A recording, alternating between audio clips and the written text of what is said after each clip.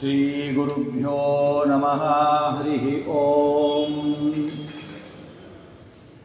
ಸದಾಗಮೈಕವಿಜ್ಞೇಯಂ ಸಮತೀತಕ್ಷರಾಕ್ಷರಂ ನಾರಾಯಣಂ ಸದಾ ವಂದೇ ನಿರ್ದೋಷ ಅಶೇಷ ಸದ್ಗುಣಂ ಅಸ್ಪೃಷ್ಟದೋಷಗಂಧಾಯ ಕಲ್ಯಾಣಗುಣಸಿಂಧವೇ ನಮೋ ನಮೋ ಭಕ್ತಮುಕ್ತಿದಾಯಿನೇ ಶೇಷಸಾಯಿನೇ.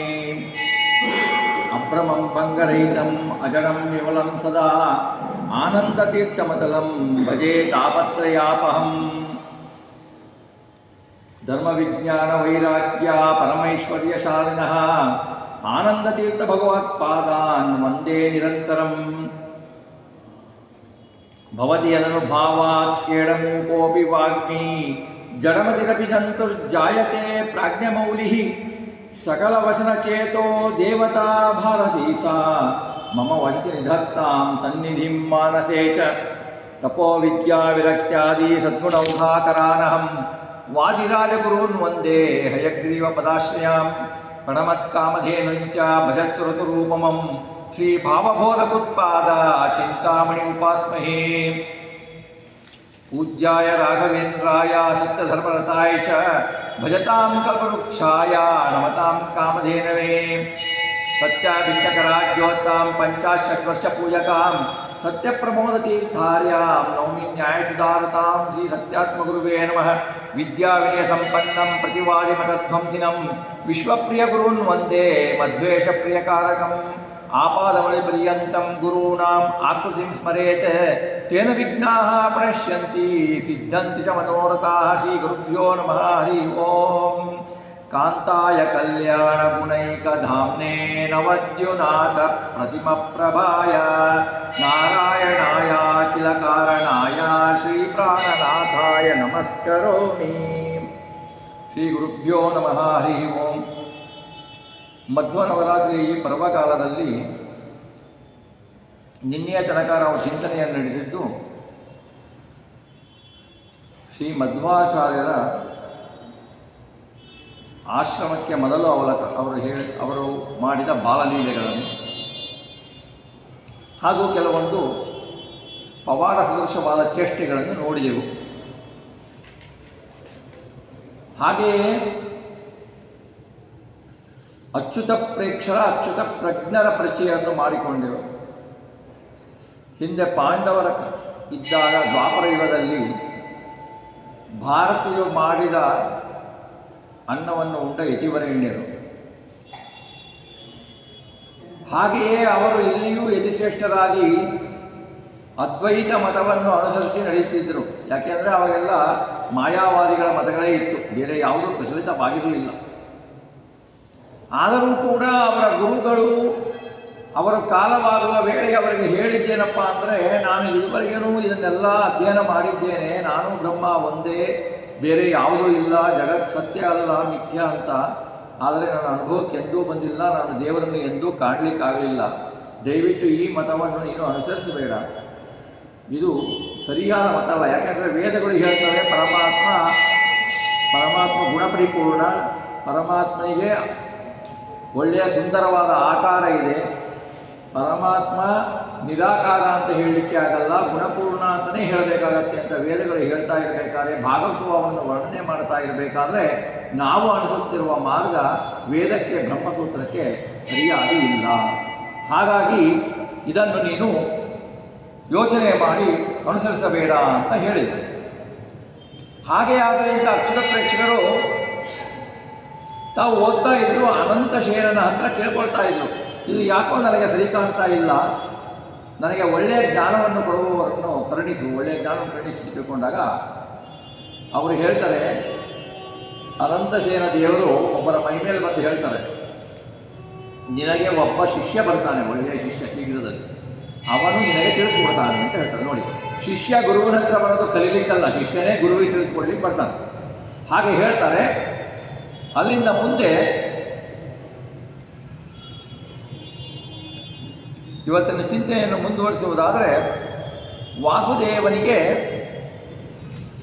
ಸನ್ಯಾಸತ್ವದ ಮೇಲೆ ಆಸೆ. ಯಾಕೆಂದರೆ ಅವರು ಬಂದಿರುವುದು ಧರ್ಮ ಪ್ರಚಾರಕ್ಕೋಸ್ಕರ, ದುರ್ಮತವನ್ನು ಖಂಡಿಸುವುದಕ್ಕೋಸ್ಕರ.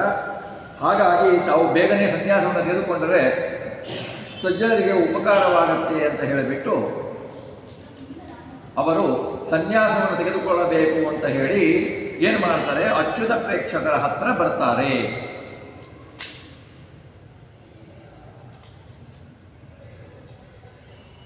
ಅಚ್ಯುತ ಪ್ರೇಕ್ಷಕರ ಹತ್ರ ಬಂದಾಗ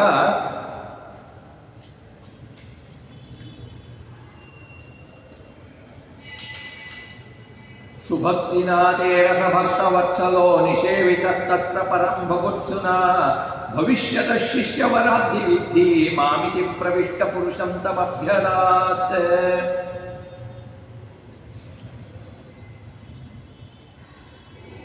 ಅಚ್ಯುತ ಪ್ರೇಕ್ಷಕರು ಅವರು ಬರುವುದನ್ನೇ ನಿರೀಕ್ಷಿಸ್ತಾ ಇರ್ತಾರೆ. ಅನಂತಾಸನನ್ನು ದಿವಸ ಸೇವಿಸ್ತಾ ಇರ್ತಾರೆ. ಆವಾಗ ವಾಸುದೇವ ರೂಪದ ವಾಯುದೇವರು ಅವರ ಹತ್ತಿರ ಹೋಗ್ತಾರೆ. ಸುತಂ ಯತೀಂದ್ರಾನುಚರಂ ವಿರಾಗಿಣಂ ನಿಶಮ್ಯ ಸನ್ಯಾಸ ನಿಬದ್ಧ ಮಾನಸಂ ಸುವತ್ಸಲೌ ರೌಪ್ಯತಲಾಲಯ ಸ್ಥಿತಂ ವಿಯೋಗತಾಂತೌ ಪಿತರೌ ಸಮೀಯತಂ. ತಂದೆ ತಾಯಿಗಳು ಮಗ ತಮ್ಮನ್ನು ಬಿಟ್ಟು ಹೋಗಿ ಎಲ್ಲಿಯೋ ಹೋಗಿದ್ದಾನೆ, ಅವರು ಬಹಳ ದುಃಖ ಬಿಟ್ಟು ಅಚ್ಯುತ ಪ್ರೇಕ್ಷಕ ಶಿಷ್ಯನಾಗಿದ್ದಾನೆ, ವೈರಾಗ್ಯವನ್ನು ಪಡಿತಾ ಇದ್ದಾನೆ, ಇವನು ಸನ್ಯಾಸ ಸ್ವೀಕರಣದಲ್ಲಿ ನಿಶ್ಚಿತ ಮನಸ್ಸಾಗಿ ಉಡುಪಿಯಲ್ಲಿದ್ದಾನೆ ಎಂದು ಕೇಳಿಕೊಂಡು ಅವನಿದ್ದಲ್ಲಿಗೆ ಅವರ ತಂದೆ ತಾಯಿಗಳು ಬರ್ತಾರೆ. ತಂದೆ ತಾಯಿಗಳು ಬಂದು ಏನು ಮಾಡ್ತಾರೆ, ಅವರ ಹತ್ರ ಹೇಳ್ತಾರೆ, ವಾಸುದೇವನ ಹತ್ರ ಹೇಳ್ತಾರೆ, ವರಾಶ್ರಮಸ್ತೆ ಜಲತೋರನಾಥಯೋ ನ ಜೀವತೋ ಸ್ಯಾತ್ ನಂದನಾವಯೋ ಸಯಾಚನಂ ವಾಕ್ಯಮುದೀರ್ಯ ತಾವಿದಂ ಪರೀತ್ಯ ಪುತ್ರಾಯ ನತಿಮ್ಮಿತೇನತು.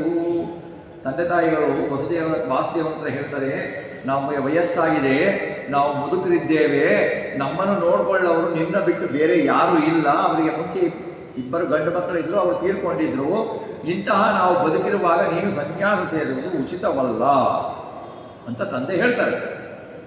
ಅವರ ಮನಸ್ಸು ಮಾಡಲಿಕ್ಕೆ ಮಗನ ಮನಸ್ಸು ಹೇಗಾದರೂ ಬದಲಾಯಿಸಬೇಕು ಅಂತ ಹೇಳಿಬಿಟ್ಟು ವಾಸುದೇವನಿಗೆ ಪ್ರದಕ್ಷಿಣೆ ಬಂದು ನಮಸ್ಕಾರ ಮಾಡ್ತಾರೆ. ತಂದೆ ನಮಸ್ಕಾರ ಮಾಡಿದ ತಕ್ಷಣ ನತಿರ್ನ ಶುಶ್ರೂಷು ಜನಾಯ ಶಶ್ಯತೆ ರಥಂ ಭವದ್ಭ್ಯಾಂ ಪುನಮತ್ರ ಸಾಂಪ್ರತಂ ಅಹೋ ವಿಧಾತ್ರ ಸ್ವಯಮೇವ ದಾಪಿತ ತದಭ್ಯನುಜ್ಞೇತಿ ಜಗಾದ ಸಪ್ರಭು. ಆವಾಗ ವಾಸುದೇವ ಹೇಳ್ತಾನೆ, ಉತ್ತಮರು ಯಾವಾಗಲೂ ಸೇವಕರಿಗೆ ನಮಸ್ಕಾರ ಮಾಡಲು ಮಾಡಬಾರದು. ನೀವು ಈಗ ನನಗೆ ನಮಸ್ಕಾರ ಮಾಡಿದ್ದೀರಿ, ವಾಸುದೇವ ಅಂತಾನೆ, ನೀವು ನನ್ನಪ್ಪ ನನಗೆ ನಮಸ್ಕಾರ ಮಾಡಿಬಿಟ್ಟಿದ್ದೀರಾ, ಇದರಿಂದ ನಾನು ನಿಮ್ಗಿಂತ ಶ್ರೇಷ್ಠ ಆದೆ ಅಂತ ಆಯಿತು. ಹಾಗಾದರೆ ನಾನು ಸನ್ಯಾಸಿ ಆಗಲೇಬೇಕಾಯಿತು. ಈಗ ನಾನು ನಿಮ್ಮ ಮಗ, ನೀವು ನನಗೆ ನಮಸ್ಕಾರ ಮಾಡಿದಿರಿ, ಮಾಡಬಾರ್ದು ಅಪ್ಪ ಮಗನಿಗೆ. ಮಾಡಿದ್ರಿ ಅಂದ ಮೇಲೆ ಅವ್ರು ಯಾವಾಗ ಮಾಡ್ತಾರೆ, ಮಗ ಸನ್ಯಾಸಿ ಆಗಿದ್ರೆ ಮಾತ್ರ ನಮಸ್ಕಾರ ಮಾಡ್ತಾರೆ. ಈಗ ನೀವು ಸನ್ಯಾಸಿ ಆಗಬೇಡ ಅಂತ ಹೇಳ್ತಾ ಇದ್ದೀರಾ, ಈಗ ನೀವೇ ನನಗೆ ಒಪ್ಪಿಗೆ ಕೊಟ್ಟಿದ್ದೀರಾ ಸನ್ಯಾಸಿ ಆಗಲಿಕ್ಕೆ ಅಂತ ವಾಸುದೇವ ಹೇಳು. ಭಗವಂತ ಏನು ಮಾಡಿದ್ದಾನೆ, ನಾನು ಸನ್ಯಾಸಿ ಆಗಬೇಕು ಅಂತ ಅವನ ಇಚ್ಛೆ ಇದೆ, ಅದಕ್ಕೆ ನಿಮ್ಮಿಂದ ನಿಮ್ಗೆ ಗೊತ್ತಿಲ್ಲದಂಗೆ ಅಪ್ಪಣೆ ಕೊಡಿಸ್ಬಿಟ್ಟಿದ್ದಾನೆ ಎಂದು ವಾಸುದೇವ ಹೇಳಲು ಅವರಿಗೆ ಏನು ಮಾತಾಡ್ಲಿಕ್ಕೆ ಆಗಲಿಲ್ಲ. ಅವರ ಅಪ್ಪನಿಗೆ ಏನು, ಅವರು ತಿಳಿದವರು, ಏನು ಮಾತಾಡ್ಲಿಕ್ಕಾಗಲಿಲ್ಲ ಜ್ಞಾನಿಗಳು. ಅನುತ್ತರಜ್ಞಸ್ತಮರ್ಥಯನ್ ಪುನಃ ಯತೀಂದ್ರಮಾನಂತೆ ಗತಪ್ರಿಯಾಯುತ.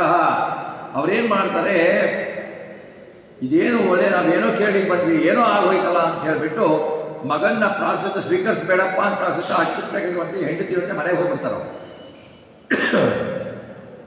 ಯಾವಾಗಲೂ ಮಗನ ಮುಖ ಜ್ಞಾಪಿಸ್ಕೊಳ್ತಾ ಇರ್ತಾರೆ. ಮಗ ಎಂಥವನಾಗಿದ್ರು ಅವನ ಮುಖ ಜ್ಞಾಪಿಸ್ಕೊಳ್ತೀವಿ ನಾವು.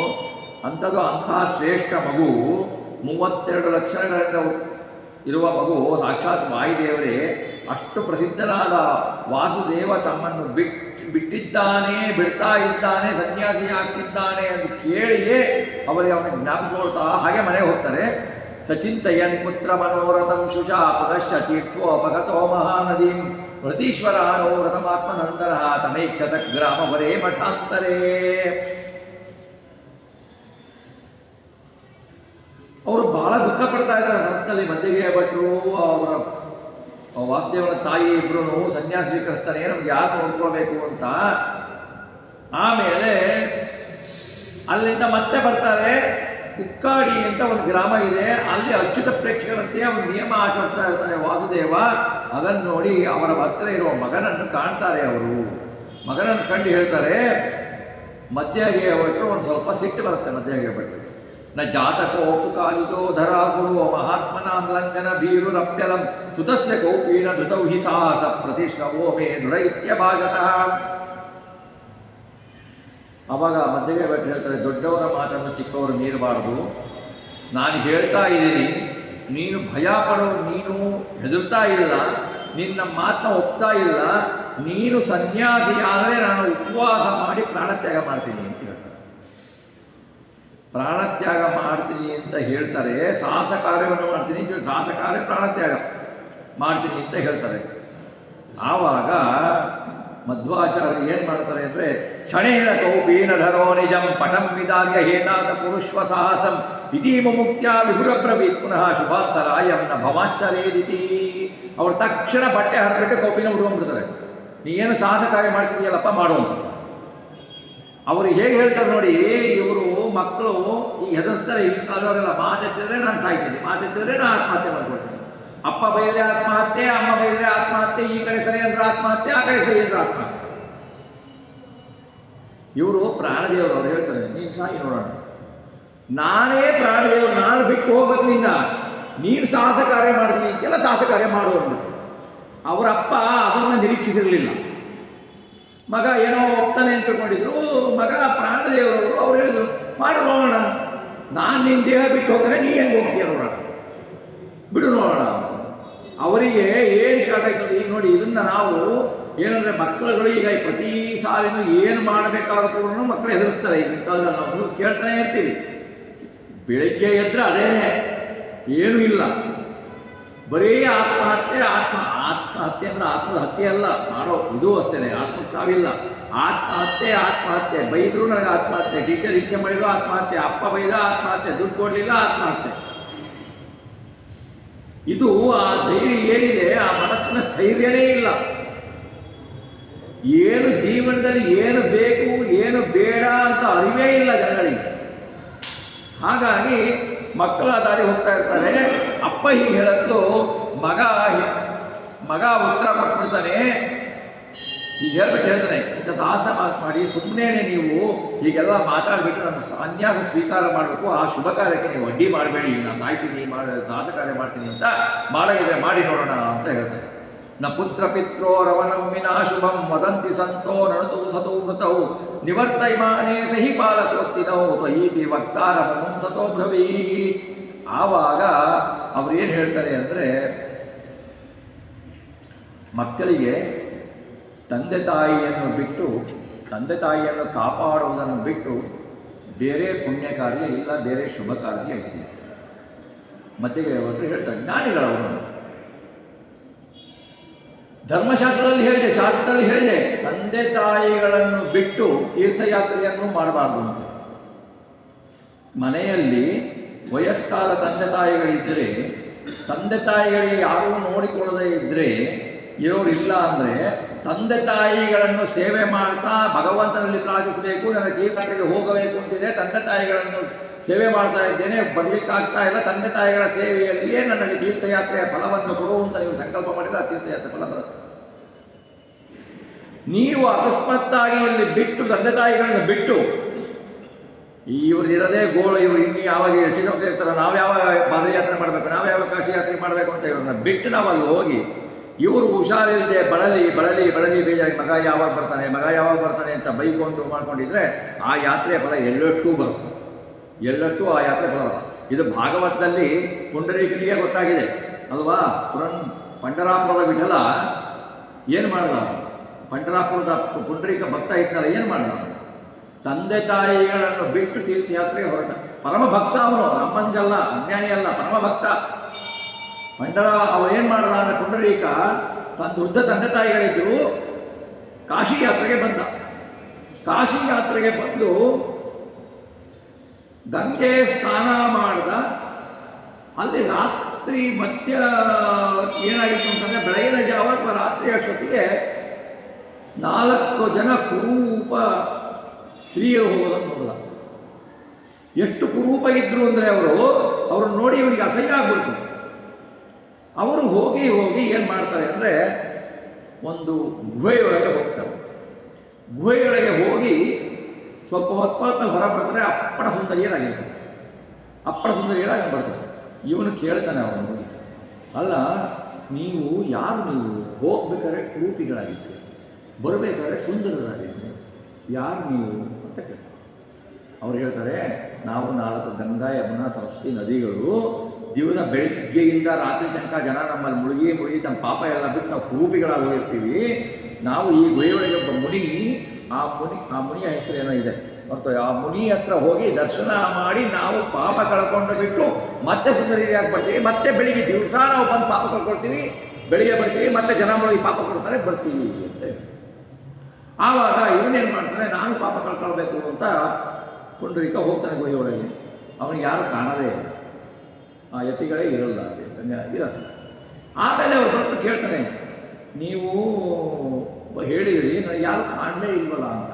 ಹಾಗಂದರೆ ನೀವು ನನಗಿಂತ ಜಾಸ್ತಿ ಪಾಪ ಮಾಡಿದ್ದೀರಾ ಅಂತ. ಯಾಕೆ? ನಾನು ಧರ್ಮಿಷ್ಠ, ಭಗವಂತನ ಪರಂಭಕ್ತ ಅವನು. ನಾನು ಧರ್ಮಿಷ್ಠ ಇದ್ದೀನಿ, ಯಾತ್ರೆ ಮಾಡಿದ್ದೀನಿ, ಗಂಗಾ ಸ್ನಾನ ಮಾಡಿದ್ದೀನಿ. ನೀನು ಒಬ್ಬನೇ ಬಂದಿದ್ದೀಯಲ್ಲ, ಮನೆ ನಿಮ್ಮ ಅಪ್ಪ ಅಮ್ಮ ಇದ್ದಾರ? ಮನೆ ಇದರ ವೃದ್ಧ ದಂಪತಿ ಹೇಳ್ತಾರೆ, ಅವ್ರನ್ನ ಬಿಟ್ಟು ತಂದಿ ಅಂತಾನೆ. ಅವ್ರು ಬಿಟ್ಟು ಬಂದರೆ ನಾನು ಉಳಿದ್ರು ನಿನಗೇನು ಪಾಪ ಪುಣ್ಯ ಬರಲ್ಲ. ಅದಕ್ಕೆ ನಿನ್ನ ಪಾಪ ಅಧಿಕ ಆಗಿ ಅವ್ರು ಕಂಡಿಲ್ಲ ಅಂತ. ಅವರಿಂದಲೂ ನಿನ್ನ ಪಾಪ ಮುಗಿಸ್ಲಿಕ್ಕಾಗಲ್ಲ ಅನ್ನೋದು. ಅವನು ಆಮೇಲೆ ಹೋಗಿಬಿಟ್ಟು ಯಾತ್ರೆ ಅಲ್ಲಿ ಹೋಗ್ತಾನೆ, ತಂದೆ ತಾಯಿಗಳ ಸೇವೆ ಮಾಡ್ತಾನೆ. ತಂದೆ ತಾಯಿಗಳ ಸೇವೆ ಮಾಡ್ತಾ ಇರ್ಬೇಕಾದ್ರೆ ವಿಠ್ಠಲ ದೇವರು ಬರ್ತಾರೆ, ಪರಮಾತ್ಮ ಕೃಷ್ಣ ಪರಮಾತ್ಮ ಬರ್ತಾನೆ. ಕೃಷ್ಣ ಪರಮಾತ್ಮ ಕಂಡು ಬಾ ಅಂತ ಕೇಳ್ತಾನೆ. ನನ್ನ ತಂದೆ ತಾಯಿ ಸೇವೆ ಮಾಡ್ತಾ ಇದ್ದೀನಿ, ಅವ್ರು ಕುತ್ಕೋ ಅಂತ ಇಟ್ಟಿಗೆನೋ ಒಂದು ಒಯ್ತಾನೆ ಎಡಗೈನ. ಆ ಇಟ್ಟಿಗೆ ಮೇಲೆ, ಅದಕ್ಕೆ ಇಟ್ಟಿಗೆ ಮೇಲೆ ನಿಂತಾನಮ್ಮ ವಿಠ್ಠಲ ತಾನು ಅಂತ ಹಾಡು ಬರೋದು. ಆ ಇಟ್ಟಿಗೆ ಮೇಲೆ ನಿಂತ್ಕೋ, 1 ನಿಮಿಷ ನಿಂತ್ಕೋ, ನನ್ನ ತಂದೆ ತಾಯಿ ಸೇವೆ ಮಾಡ್ತಾ ಇದ್ದೀನಿ ಅಂತ ನಾವು. ಅವಾಗ ಪರಮಾತ್ಮ ಹೊಡಿತಾನೆ ಅವನು. ಇಷ್ಟಿದೆ. ನಾವೇನು ಮಾಡ್ತೀವಿ, ತಂದೆ ತಾಯಿಗಳಿಗೆ ಇದ್ದಾಗ ಸರಿಗೆ ನೋಡ್ಕೊಳ್ಳೋದು, ಸತ್ ಮೇಲಂತೂ ಬಿಟ್ಬಿಡಿ, ಇದ್ದಾಗ ಸರಿಗೆ ನೋಡ್ಕೊಳ್ಳೋದು. ಸತ್ ಮೇಲೆ ಆಚಾರ್ಯಗೆ ಬೇಕಾದ್ರೆ ಸ್ಥಿತಿ ಮಾಡಲಿಕ್ಕೆ ನೀವು ಮಾಡಿ ನಾನು ಕಳಿಸ್ತೀನಿ ಅಂತ ಅಂದ್ಬಿಡ್ತಾರೆ. ಇಲ್ಲ ಇರಬೇಕಾದ್ರೆ ವೃದ್ಧಾಶ್ರಮಕ್ಕೆ ಬಿಟ್ಬಿಡೋದು. ಮನೆಯಲ್ಲಿ ನಾಯಿ ಸಾಕಲಿಕ್ಕೆ ಒಂದು ಸಪರೇಟ್ ಹಾಲು, ಅಪ್ಪ ಅಮ್ಮಂಗೆ ಇಟ್ಕೊಳ್ಳಿಕ್ಕಿಲ್ಲ. ನಾಯಿಗೆ ಮುದ್ದು ಮಾಡಿದಷ್ಟು, ನಾಯಿಗೆ ಟೇಕ್ ಕೇರ್ ಮಾಡಿದಷ್ಟು ಅಪ್ಪ ಅಮ್ಮಂಗೆ ಟೇಕ್ ಕೇರ್ ಮಾಡಲ್ಲ. ಅಪ್ಪ ಅಮ್ಮಂಗೆ ನಮಸ್ಕಾರ ಅಂತ ಬಿಟ್ಬಿಡಿ, ಅಪ್ಪ ಅಮ್ಮನ ಕಂಡ್ರೆ ಅಪಶಕುನ ಅನ್ನೋ ಮಟ್ಟಕ್ಕಿದೆ ಜನಗಳು. ನಾಯಿನ ಮಂಚದ ಮೇಲೆ ಹಚ್ಚ ಮಲಗಿಸ್ಕೋತಾನೆ. ಈ ಥರ ಜನ ಇದ್ದು ನೀವು ಏನು ಯಾತ್ರೆ ಮಾಡಿದರೆ ಏನು ಫಲ? ನಾ 10 ಸರಿ ಬದರಿ ಯಾತ್ರೆ ಮಾಡಿದೆ, 11 ಸರಿ ಬದರಿ ಯಾತ್ರೆ ಮಾಡಿದೆ, ಏನು ಮಾಡಿದೆ ನೀನು? ಇರುವ ತಂದೆ ತಾಯಿ ಗುರು ಹಿರಿಯರಲ್ಲಿ ದೇವರನ್ನು ಕಾಣು. ಅವರಿಗೆ ನೀನೇನಾದರೂ ಅವಕಾಶ ಮಾಡಿಕೊಟ್ಟು, ಅವರಿಗೆ ಅರೇಂಜ್ಮೆಂಟ್ ಮಾಡಿಕೊಟ್ಟು, ಅವ್ರು ಇರುವ ಹಾಗೆ ಚೆನ್ನಾಗಿರುವ ಹಾಗೆ ಮಾಡಿಕೊಟ್ಟು ಅವ್ರು ಅನುಮತಿ ಪಡೆದು ನೀನು ಹೋಗು. ನಿಮ್ದಿರದೆ ನೀವು ಯಾವಾಗಲೂ ಇರ್ತೀರ, ನಾವು ಯಾವಾಗ ಹೋಗೋದು? ನೀವು ಸತ್ ಮೇಲೆ ಹೋಗ್ಬೇಕಾ ಕೇಳ್ಬಿಟ್ಟು ಹೋಗ್ಬಿಟ್ರೆ ಫಲ ಇಲ್ಲಿಂದ ಬರುತ್ತೆ? ಬರಲ್ಲ. ತಂದೆ ತಾಯಿ ಶಾಪ ಹಾಕಬೇಕು ಅಂತಲೂ ಏನಿಲ್ಲ. ತಂದೆ ತಾಯಿ ಮನಸ್ಸಿನಲ್ಲಿ ನೊಂದುಕೊಂಡ್ರೆ ಅದು ಶಾಪನೆ. ಅವ್ರು ಬೈಬೇಕು ಅಂತಲೂ ಇಲ್ಲ. ತಂದೆ ತಾಯಿ ಮನಸ್ಸಿನಲ್ಲಿ ನೊಂದುಕೊಂಡ್ರೆ ಅದು ಮಕ್ಕಳಿಗೆ ಶಾಪನೆ. ಬೇಡ ಅಂದರೂ ಅದು ಶಾಪನೆ. ಹಾಗಾಗಿ ಗುರು ಹೀಗೆ ನೋಡಿ, ಇವರು ವಾಯುದೇವರು, ಮಧ್ಯಗೇಹ ಭಟ್ರು ಬಹಳ ಚಿಕ್ಕವರು ಅವರು ಉಳಿಸಿದ್ರು. ಆದರೂ ಮಧ್ಯಗೇಹ ಭಟ್ರು ಏನು ಹೇಳ್ತಾರೆ, ನನಗೆ ಗಂಡು ಮಕ್ಕಳು ಇಲ್ಲ, ನನ್ನ ಗಂಡು ಮಗು ಆದ ಮೇಲೆ ನೀನು ಸನ್ಯಾಸಿಯಾಗುವಂದರೆ ಹೂ ಅಂತಾರೆ. ಲೋಕಕ್ಕೆ ತೋರಿಸ್ತಾರೆ, ತಂದೆಯ ಮಾತನ್ನು ಮೀರಬಾರ್ದು, ಸನ್ಯಾಸಿ ಆಗಬೇಕು ಅಂತಾರೆ ಅವರು. ಸನ್ಯಾಸಿ ಆಗಬೇಕು, ಯಾವಾಗ ಆಗಬೇಕು? ನಮ್ಗೆ ವೈರಾಗ್ಯ ಸಿಕ್ಕ ತಕ್ಷಣ ಆಗ್ಬಿಡ್ಬೇಕು. ಯಾವಾಗಾದರೂ ಆಗುತ್ತೆ. ಶಾರದಲ್ಲಿ ಹಾಗೇನಿಲ್ಲ, ನಾನು ಚಿಕ್ಕವನಿದ್ದೀನಿ, ನಾನು ಸನ್ಯಾಸಿ ಆಗಬಾರ್ದು ಅಂತೇನಿಲ್ಲ. ನನಗೆ ವೈರಾಗ್ಯ ಬಂತ, ಜೀವನ ಸಾಕು ಅನ್ನಿಸ್ತಾ ಅಂದರೆ ಮನೇಲಿ ಯಾರೋ ಬೈದರು, ಮನೆಯಲ್ಲೇನೋ ಜಗಳ ಆಡದೆ ಸಾಕು ಅಂತ ಅನ್ನಿಸ್ತಂತಲ್ಲ. ವೈರಾಗ್ಯ ಬಂದು ವಿಷಯ ಪದಾರ್ಥಗಳಿಗೆ ವೈರಾಗ್ಯ ಬಂದರೆ ಆವಾಗಿನ ಸನ್ಯಾಸಿ ಆಗಬೇಕು. ಯಾಕೆಂದರೆ ಒಳ್ಳೆಯ ಕೆಲಸ ಹೀಗೇ ಮಾಡು, ನಾಳೆಗೆ ದೂಡಬೇಡ. ಕೆಟ್ಟ ಕೆಲಸವನ್ನು ಈಗ ಮಾಡೋದನ್ನ ನಾಳೆಗೆ ದೂಡು. ಅಷ್ಟೊತ್ತಿಗೆ ನಿನ್ನ ಮನಸ್ಸು ಪರಿವರ್ತನೆ ಆಗ್ಬೋದು. ನಾಳೆ ಯಾರಿಗೂ ಅನ್ಯಾಯ ಮಾಡಬೇಕು, ಮೋಸ ಮಾಡಬೇಕು ಅಂತಿದ್ರೆ ನಾಳೆ ಅಷ್ಟೊತ್ತಿಗೆ ನಿನ್ನ ಮನಸ್ಸು ಪಾಪ ಬ್ಯಾಕ್ ಮಾಡಬೇಕು ಅನ್ನೋ ಬುದ್ಧಿ ಬರ್ಬೋದು. ಅಕಸ್ಮಾತ್ತಾಗಿ ನನಗೆ ಈಗ ವೈರಾಗ್ಯ ಬಂದಿದೆ, ನಾನೇನೋ ಒಳ್ಳೆ ಕೆಲಸ ಮಾಡ್ತಾ ಇದ್ದೀನಿ, ನಮ್ಮ ಪ್ರವಚನಕ್ಕೆ ಹೋಗಬೇಕು, ನಮ್ಮ ಪಾಠಕ್ಕೆ ಹೋಗಬೇಕು ಅನ್ನೋದನ್ನ ಇವತ್ತು ಯಾರು ಹೋಗ್ತಾರೆ? ನಾಳೆ ಹೋಗ್ತೀನಿ ಅಂದರೆ ನಾಳೆ ನೀನು ಹೋಗ್ಲಿಕ್ಕೆ ಇರ್ತೀಯಾ ಅಥವಾ ನಾಳೆ ಹೋಗ್ಲಿಕ್ಕೆ ಆಗತ್ತಾ? ನಿನ್ನ ಮನಸ್ಸು ಹೀಗಿರುತ್ತಾ? ಒಂದು ಕ್ಷಣ ಇದ್ದಾಗ ಮನಸ್ಸಿರಲ್ಲ. ಒಳ್ಳೆಯ ಕೆಲಸವನ್ನು ಪೋಸ್ಟ್ಪೋನ್ ಮಾಡಬೇಡ, ಕೆಟ್ಟ ಕೆಲಸವನ್ನು ಪೋಸ್ಟ್ಪೋನ್ ಮಾಡು. ಒಳ್ಳೆಯ ಕೆಲಸವನ್ನು ಪ್ರೀಪೋನ್ ಮಾಡುತ್ತಾರೆ. ನಾಳೆ ಮಾಡೋದನ್ನು ಹಿಂದೆ ಮಾಡೋದು ಅಂತ ಹೇಳಿದ್ರೆ ಅದಕ್ಕೆ ಇದಕ್ಕೆ ನಾವು ಅದನ್ನು ವಿರುದ್ಧವಾಗಿ ತಿಳ್ಕೊಂಡ್ಬಿಡ್ತೀವಿ ಅಷ್ಟೇ. ಕೆಟ್ಟ ಕೆಲಸನ ಹೀಗೆ ಮಾಡಿಬಿಡ್ತೀವಿ, ಒಳ್ಳೆ ಕೆಲಸ ಮಾಡೋದೇ ಇಲ್ಲ, ನಾಳೆ ನಾಳೆ ನಾಳೆ ನಾಳೆ ಅಂತ ಹಾಗೆ ಪೋಸ್ಟ್ಪೋನ್ ಮಾಡ್ತೀವಿ. ಹಾಗೆ ಅವರೇನು ಮಾಡಿದರು, ವಾಸುದೇವ ಹೇಳ್ದ, ನಾಳೆ ನಾನು ಸನ್ಯಾಸ ತಗೊಳ್ಬೇಕು, ಅದು ಶಾಸ್ತ್ರದಲ್ಲಿ ಇದೆ, ಆದರೂ ನೀವು ಹೇಳಿದ್ದೀರಾ ಮಕ್ಕಳನ್ನ ನೋಡ್ಕೊಳ್ಬೇಕು, ನಿಮ್ಮನ್ನು ನೋಡ್ಕೊಳ್ಳಿಕ್ಕೆ ಮಗು ಬೇಕು, ಗಂಡು ಮಗು ಆದಮೇಲೆ ನಾನು ಆಗ್ತೀನಿ. ಆವಾಗ ಇವೇನಂತಾರೆ, ಹಾಗಾದರೂ ನೀನು ಆಗೋದು ಕಷ್ಟ ಅಂತ ಹೇಳಿದ್ಲು. ಅವ್ರೇನಂತಾರೆ ಅಂದರೆ, ನೀವು ಒಪ್ಪಿಗೆ, ನಾನು ಹೇಳಿದ್ರು ಒಪ್ಪಿಗೆ ಕೊಟ್ಬಿಡ್ತೀನಪ್ಪ, ನಾನೇನು ಶಾಸ್ತ್ರ ಓದ್ತಾ ಇರ್ತೀನಿ, ಒಪ್ಪಿಗೆ ಕೊಟ್ಬಿಡ್ತೀನಿ, ನಿನ್ನ ಅಮ್ಮ ಒಪ್ಪಲ್ಲ, ನಿನ್ನ ಅಮ್ಮನಿಗೆ ಕಷ್ಟ ಆಗತ್ತೆ ಅಂತ ವಾಸುದೇವ ಹೇಳ್ತಾರೆ. ಆವಾಗ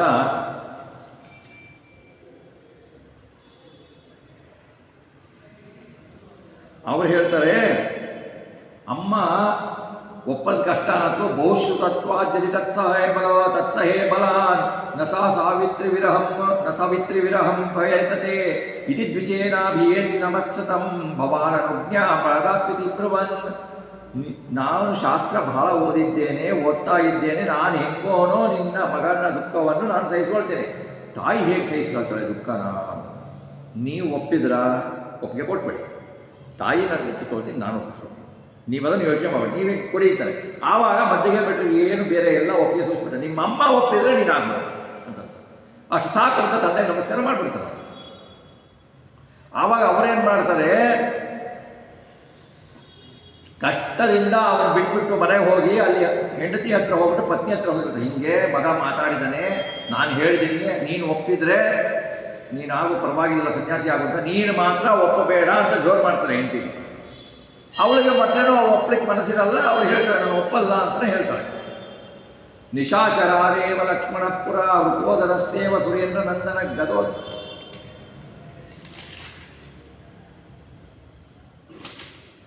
ಗದೋದ ಶೌರೇರಿವ ಕರ್ಮಕುತ್ಪ್ರಿಯ ಸುಭಕ್ತಿಮಾನ್ ವಿಶ್ವವಿದೋನು ಜ ಭವೇತ್. ಆವಾಗ ಅವ್ರಿಗೇನಾಗತ್ತೆ, ಒಬ್ಬ ಒಳ್ಳೆಯ ತಮ್ಮ ಹುಟ್ಟುತ್ತಾನೆ. ಅವ್ರಿಗೇನು ಇರತ್ತೆ ಅಂದರೆ, ವಯಸ್ಸಾಗ್ಬಿಟ್ಟಿದೆ ನಮಗೆ, ಈ ಮಗು ಆಗಲಿಕ್ಕೆ 12 ವರ್ಷ ನಾವು ತಪಸ್ಸು ಮಾಡಿದ್ವಿ, ವ್ರತಗಳು ಮಾಡಿದ್ವಿ, ಈ ವಯಸ್ಸಲ್ಲಿ ನಮ್ಮ ಮಗು ಹುಟ್ಟತ್ತ, ಮಗುನೂ ಹುಟ್ಟಲ್ಲ, ಇವನು ಸನ್ಯಾಸಿನೂ ಆಗಲ್ಲ ಅಂತ ತಿಳ್ಕೊಂಡು ಏನು ಮಾಡ್ತಾರೆ, ಅವ್ರು ಒಪ್ಪಿಟ್ಟಿರ್ತಾರೆ. ಮದ್ವೆಗೆ ಹೇಳ್ಬಿಟ್ರು, ದೇವರಿಗೆ 1 ವರ್ಷದಲ್ಲಿ ಮಗು ಆಗ್ಬಿಡುತ್ತೆ. ಪ್ರಾಣದೇವರು ಮನಸ್ಸು ಮಾಡಿದರೆ ಏನಾಗಲ್ಲ ರೀ. 12 ವರ್ಷ ಭಗವಂತನಿಗಾಯಿತು, 12 ವರ್ಷ ಮಾಡಿ ಒಳ್ಳೆ ಮಗು ಬೇಕು ಅಂತ ಪ್ರಾಣದೇವರು ಪಡೆದ್ರು.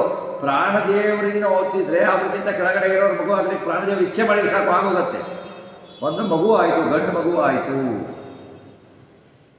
ಒಳ್ಳೆ ಗುಣ, ವಾಸುದೇವರಂತವರೇ ಗುಣ. ಹಾಗಾದಾಗ ಆ ಮಗು ಯಾರು ಅಂದರೆ ಅವರೇ ವಿಷ್ಣು ತೀರ್ಥರು ಅಂತ. ವಿಷ್ಣು ತೀರ್ಥರು ಸೋದೆ ಮಠಕ್ಕೆ, ಸುಬ್ರಹ್ಮಣ್ಯ ಮಠಕ್ಕೆ ಮೂಲಯತಿಗಳು ವಿಷ್ಣು ತೀರ್ಥರು, ಇವರ ತಮ್ಮ. ಅವರು ಅರ್ಜುನ ಅಂತಲೂ ಪ್ರತೀತಿ ಇದೆ, ಕೆಲವು ಕಡೆಗಿದೆ, ಕೆಲವು ಕಡೆಗಿಲ್ಲ. ಅವರು ತಂದೆ ತಾಯಿಗಳನ್ನ ನೋಡ್ಕೊಳ್ಳಿಕ್ಕೆ ವಾಯುದೇವರ ಆಜ್ಞೆ ಪ್ರಕಾರ ಇರ್ತಾರೆ. ಆವಾಗ ಏನು ಮಾಡ್ತಾನೆ, ಮಗು ಆಗಟ್ಟು ತಂದೆ ತಾಯಿಯ ಬಳಿಗೆ ಹೋಗ್ತಾನೆ ವಾಸುದೇವ. ನಿಮಗೆ ನಾನು ಹೇಳ್ದಂಗೆ ಒಂದು ಗಂಡು ಮಗು ಆಯ್ತಲ್ವ, ನನ್ನ ಸನ್ಯಾಸಕ್ಕೆ ಅಡ್ಡಿ ಮಾಡಬೇಡಿ ಅಂತ ತಾಯಿಯನ್ನ ಕೇಳ್ತಾನೆ. ವರಾಶ್ರಮಾಪ್ತಿಂ ಮಮ ಸಂವದಸ್ವ ಮಾಂ ಕದಾಚಿದಪ್ಯಂಬ ಯದೀಚ್ಛ ಶಿಕ್ಷಿತು ಯದನ್ಯತಾ ದೇಶಮಿಮಂ ಪರಿತ್ಯಜನ್ನ ಜಾತು ದೃಷ್ಟೇರ್ವಿಷಯೋ ಭವಾಮಿವ. ಆವಾಗ ಹೇಳ್ತಾನೆ ವಾಸುದೇವ, ಮಗು ಆಯಿತು, ನಿಮ್ಮನ್ನು ನೋಡ್ಕೊಳ್ಳಿಕ್ಕಾಯಿತು, ನೀವು ನನಗೆ ಅಪ್ಪಣೆಯನ್ನು ಕೊಡಿ ಅಂದಾಗ ತಾಯಿ ಇಲ್ಲ ಅಂತ ಹೇಳ್ತಾನೆ. ತಾಯಿ ಹೇಳ್ತಾನೆ, ನೀನು ಒಪ್ಪಿದರೆ ನೀನು ದಿವಸ ನನ್ನ ನೋಡಬಹುದು. ತಾಯಿ ನೋಡಬಹುದು, ತಾಯಿಗೆ ತಿಂಗಳ ನಮಸ್ಕಾರ ಮಾಡ್ತಾರೆ. ನೀನು ಒಪ್ಪಿದರೆ ದಿವಸ ನನ್ನ ನೋಡಬಹುದು. ನೀನು ಒಪ್ಪಲಿಲ್ಲ ಅಂದರೆ ಈ ದೇಶನೇ ಬಿಟ್ಟು ಹೊರಟೋಗ್ತೀನಿ, ಎಂದೂ ನೀನು ಕಾಣದೇ ಇಲ್ಲ ಅಂತ. ನೀನು ಯಾವುದಾದ್ರೂ ಒಂದು ಚೂಸ್ ಮಾಡು. ಈಗ ನೀನು ದಿವಸ ನನ್ನ ನೋಡ್ಬೇಕಾ ಸನ್ಯಾಸಿ ಆಗಿದ್ರು, ಅಥವಾ ನೀನು ನನ್ನ ನೋಡಲಿಕ್ಕೆ ಆಗಲ್ಲ, ಆ ಸ್ಥಿತಿ ಬೇಕು ಅಂತ. ತಾಯಿಗೆ ಏನಾಗ್ಬಿಡುತ್ತೆ, ಏನು ಮಾಡಲಿಕ್ಕಾಗಲ್ಲ. ಅವಳೇನು ಮಾಡ್ತಾಳೆ ಅಂದರೆ, ಮಗ ಸನ್ಯಾಸಿ ಆಗಿದ್ರೆ ಯಾವಾಗಾದರೂ ನಾನು ಹೋಗಿ ನೋಡಬಹುದು, ಮಗ ಸನ್ಯಾಸಿ ಆಗಲ್ಲ ಅಂತ ಅಡ್ಡಿ ಮಾಡಿಬಿಟ್ರೆ, ನಾನು ಅವನು ಹೊರಗಡೆ ಬಿಟ್ಟು ಹೋಗ್ಬಿಟ್ಟು ಅದೃಶ್ಯನಾಗ್ಬಿಟ್ರೆ ನಾನು ಏನು ಕಾಣಲಿಕ್ಕಾಗಲ್ಲ, ಅದರಿಂದ ನೀನು ಸನ್ಯಾಸಿ ಆಗು ಅಂತ ಒಪ್ಪಿಗೆ ಕೊಟ್ಬಿಡ್ತಾಳೆ. ನೋಡಿ, ತಾಯಿನ ಕೂಡ ತಾಯಿ ಮಾತು ಕೇಳಬೇಕು. ನಾವು ಸುಮ್ಮನೆ ಹೋಗಿ ರಾತ್ರಿ ಸನ್ಯಾಸಿಗಳಾಗದೆ ಅನ್ನಲ್ಲ, ತಾಯಿ ತಂದೆ ಎಲ್ಲರದ್ದು ಒಪ್ಪಿಗೆ ಪಡಿಬೇಕು. ಒಪ್ಪಿಗೆ ಪಡೆದು ಬಿಟ್ಟೇ ಆಗಬೇಕು. ಮನೆಯಲ್ಲಿ ಏನೋ ಜಗಳ ಆಯಿತು, ಪತ್ನಿಯ ಜೊತೆಗೆ ಪತ್ನಿ ಬೈದ್ಲು ಅಂತೇಳಿ ಮನೆ ಬಿಟ್ಟು ಬಂದು ನಾನು ಸನ್ಯಾಸಿ ಆಗ್ತೀನಿ ಅಂದರೆ ಅದು 2 ದಿವಸ 3 ದಿವಸ ಸನ್ಯಾಸಿ ಆಗ್ತೇನೆ. ಅದು ವೈರಾಗ್ಯ ಬಂದಿರಲ್ಲ. ವೈರಾಗ್ಯ ಬರಬೇಕಲ್ವ? ವೈರಾಗ್ಯ ಬಂದ ಮೇಲೆ ಆಗಬೇಕು. ಇವರಿಗೆ ಮುಖ್ಯ ಪ್ರಾಣದೇವರವರಿಗೆ ಯಾವಾಗಲೂ ವೈರಾಗ್ಯನೇ ಅವರಿಗೆ, ಭಗವಂತನ ಬಿಟ್ಟು ಬೇರೆ ಯಾರು ಬೇಕು ಅವ್ರಿಗೆ. ಹಾಗಾಗಿ ಅವರ ಬಗ್ಗೆ ಏನು ಹೇಳಿದ್ದಾರೆ, ಈಗಿನ ಸಾಮಾನ್ಯ ಯತಿಗಳಿಗೆ ವೈರಾಗ್ಯ ಬರಬೇಕು ಅಂತ, ಸಾಮಾನ್ಯರಿಗೆ ವೈರಾಗ್ಯ ಬರಬೇಕು ಅಂತಂದರೆ ಒಂದು ಅಭಾವ ವೈರಾಗ್ಯ ಇರಬಾರ್ದು. ನನ್ನಿಲ್ಲ, ಅದರಿಂದ ಅದು ನನಗೇನು ಬೇಕಾಗಿಲ್ಲ ಅಂತ. ಮನೇಲೇನೋ ಜಗಳ ಆಯಿತೋ ನಾನು ಹೋಗಿ ಸನ್ಯಾಸಿ ಆಗ್ತೀನಿ, ನಾನು ಮಾತಿದ್ರೆ ನನ್ನ ಮಟ್ಟ ಹೋಗ್ತೀನಿ. ಸನ್ಯಾಸಿ ಆಗೋದು ಸುಲಭ ಅಲ್ಲ. ಸನ್ಯಾಸಿ ಜೀವನ ನೋಡಿದರೆ ಎಲ್ಲರೂ ನಮಸ್ಕಾರ ಮಾಡ್ತಾರೆ, ಅದೊಂದೇ ಗೊತ್ತಷ್ಟೇ. ಒಳಗಡೆ ಜೀವನ ಅವರಿಗೆ ಗೊತ್ತು ಹೇಗಿರುತ್ತೆ ಅಂತ ಸನ್ಯಾಸಿಗಳ ಜೀವನ. ಹಾಗಾಗಿ ಅದಾಗಬಾರ್ದು. ಅಚ್ಯುತ ಪ್ರೇಕ್ಷಕರ ಹತ್ರ ವಾಸುದೇವ ಹೋಗ್ತಾನೆ. ಕ್ರಿಯಾಕಲಾಪಂ ಸಕಲಂ ಸಕಾಲ ವಿಧಾನ ಮಾರ್ಗೇಣ ವಿಧಾಯ ಕೇವಲಂ ಸದಾ ಪ್ರಸನ್ನಸ್ಯ ಹರೇ ಪ್ರಸತ್ತಯೇ ಮುಹುಸ್ತಮಸ್ತನ್ಯ ಸಂಸಮದ್ಯದಾಸ್ತೆ. ವಾಸುದೇವ ಏನೇನು ಮಾಡಬೇಕು ಅನ್ನೋದು ಎಲ್ಲ ಗೊತ್ತಿರುತ್ತೆ. ಸನ್ಯಾಸ ಪೂರ್ವದಲ್ಲಿ ಏನೇನು ಕಾರ್ಯ ಮಾಡಬೇಕು ಅಂತ ವಾಸುದೇವನಿಗೆ, ಮುಖ್ಯ ಪ್ರಾಣದೇವರಿಗೆ ಗೊತ್ತಿರುತ್ತೆ ಏನಿಲ್ಲ. ಆ ಮುಖ್ಯ ಪ್ರಾಣದೇವರಿಗೆ ಎಲ್ಲ ಗೊತ್ತಿರುತ್ತೆ. ಎಲ್ಲವನ್ನೂ ಮೊದಲು ಚೆನ್ನಾಗಿ ಮಾಡ್ತಾನೆ. ಮತ್ತೆ ಅಚ್ಯುತ ಪ್ರೇಕ್ಷಕರು ಹೇಳಿದ ಹಾಗೆಯೇ ಮಾಡ್ತಾನೆ. ಪ್ರಣವ ಮಂತ್ರಕ್ಕೆ ಅತ್ಯಂತ ಯೋಗ್ಯವಾದ ಅಧಿಕಾರಿ ಆಗ್ತಾನೆ. ಪ್ರಣವ ಮಂತ್ರ ಯತಿಗಳಿಗೆ ಅದು ಜಪಿಸಲೇಬೇಕು ಅವ್ರ ದಿವಸ. ಪ್ರಣವ ಮಂತ್ರವನ್ನು ಜಪಿಸಲಿಕ್ಕೆ ಅಧಿಕಾರವನ್ನು ಪಡಿತಾನೆ. ಅವರ ಮುಖ್ಯ ಪ್ರಣವೋಪಾಸಕರೇ ಅವರು. ರಾಘವೇಂದ್ರ ಸ್ವಾಮಿ ಹೇಳ್ತಾರಲ್ಲ, ಪ್ರಣವೋಪಾಸಕಾನಾಂ, ಅವರೇನೆ ಅಧಿಕಾರಿಗಳು, ಪ್ರಣವೋಪಾಸಕರೇ.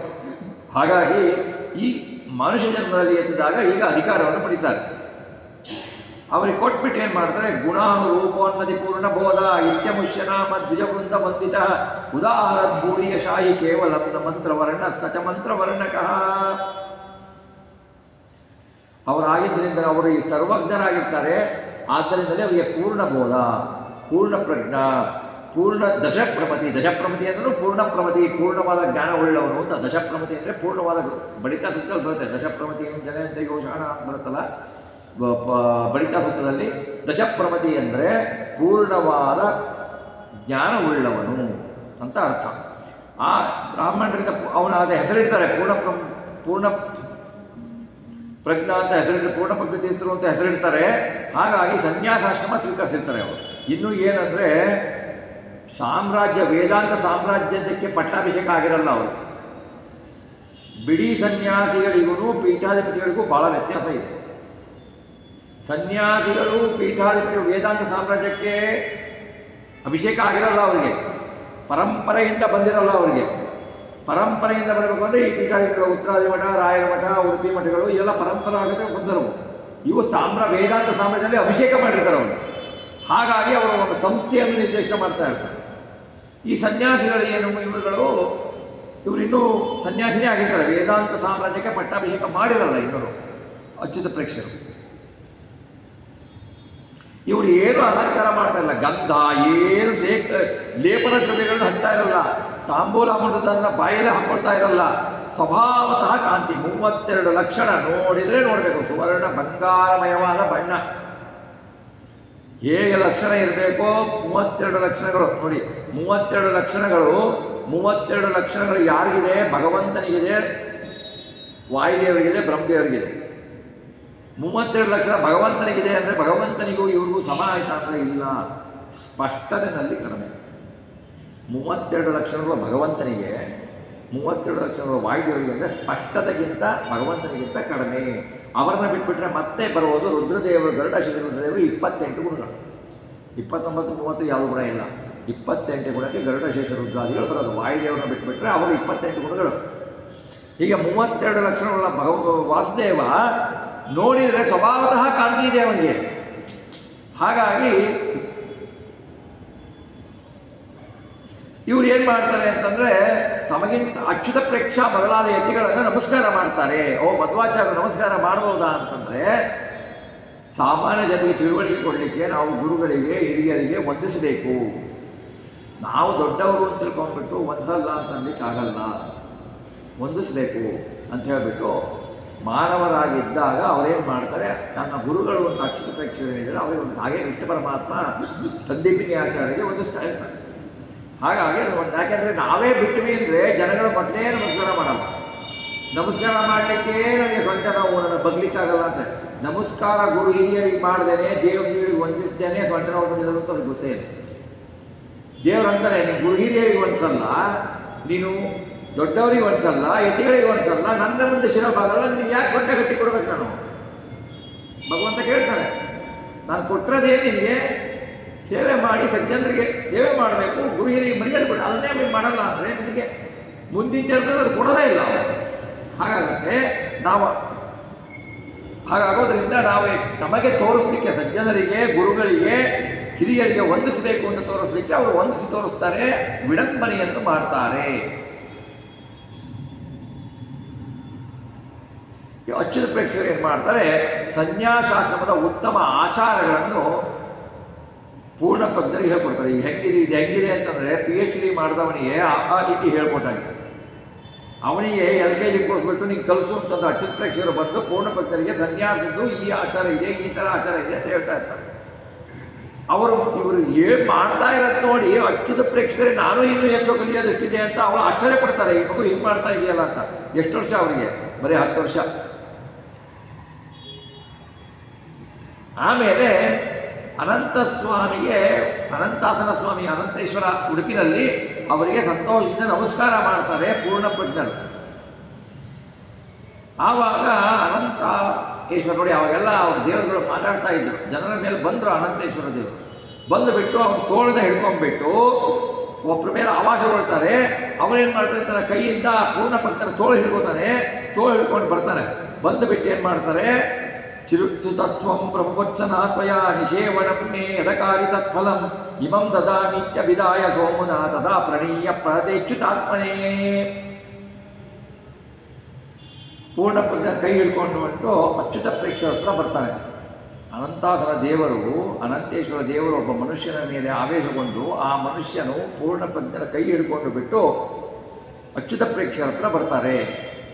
ನೀವು ಹೇಳ್ತಾರೆ ದೇವರು ಹೇಳ್ತಾನೆ, ನೀವು ಯಾವಾಗಲೂ ನನ್ನ ನಮಸ್ಕಾರ ಮಾಡಿಬಿಟ್ಟು ಒಳ್ಳೆ ತತ್ವ ಹೇಳ್ಕೊಡ್ಬೇಕು, ನನ್ನ ತತ್ವ ತಿಳಿಯಲು ನನ್ನನ್ನು ಸೇವನೆ ಮಾಡ್ತಾ ಇದ್ರಿ, ಅದಕ್ಕೆ ಫಲವಾಗಿ ಈ ಶಿಷ್ಯ ಪೂರ್ಣ ಪದ್ಯವನ್ನು ನಿಮಗೆ ಕೊಡ್ತಾ ಇದ್ದೇನೆ, ಇವಳು ನಿಮಗೆ ಆಧ್ಯಾತ್ಮ ತತ್ವವನ್ನು ತಿಳಿಸ್ತಾನೆ ಎಂದು ಅಚ್ಯುತ ಪ್ರೇಕ್ಷಕರಿಗೆ ಒಪ್ಪಿಸ್ತಾರೆ. ಇಲ್ಲೇ ನೋಡಿ ನಾವು ತಿಳ್ಕೋಬೇಕು, ಇವರು ಬಂದಿರೋದು ಅಚ್ಯುತ ಪ್ರೇಕ್ಷಕರ ಹತ್ರ ಸನ್ಯಾಸ ತಗೊಳ್ಳಿ, ಗುರುಗಳು ಇವರು. ದೇವರು ಹೇಳ್ತಾ ಇದ್ದಾರೆ, ನೀನು ಇವರಿಂದ ನೀನು ಕಲಿತೀಯ ಅಂತ. ಶಿಷ್ಯನಿಂದ ಗುರು ಕಲಿಯೋದು. ಇದನ್ನು ನಾವು ಬೇರೆ ತಿಳ್ಕೊಬಾರ್ದು. ನಾನು ಆಚಾರ್ಯ ನಮಗೆ ತೋರಿಸ್ಬಿಟ್ಟು ನಾವು ಶಿಷ್ಯನಾಗಿ ಗುರುವಿನ ಕಲಿಸ್ಬಿಡ್ಬೋದು ಅಂತ ನಾವು ತಿಳ್ಕೊಳ್ಳೋಗಿಲ್ಲ.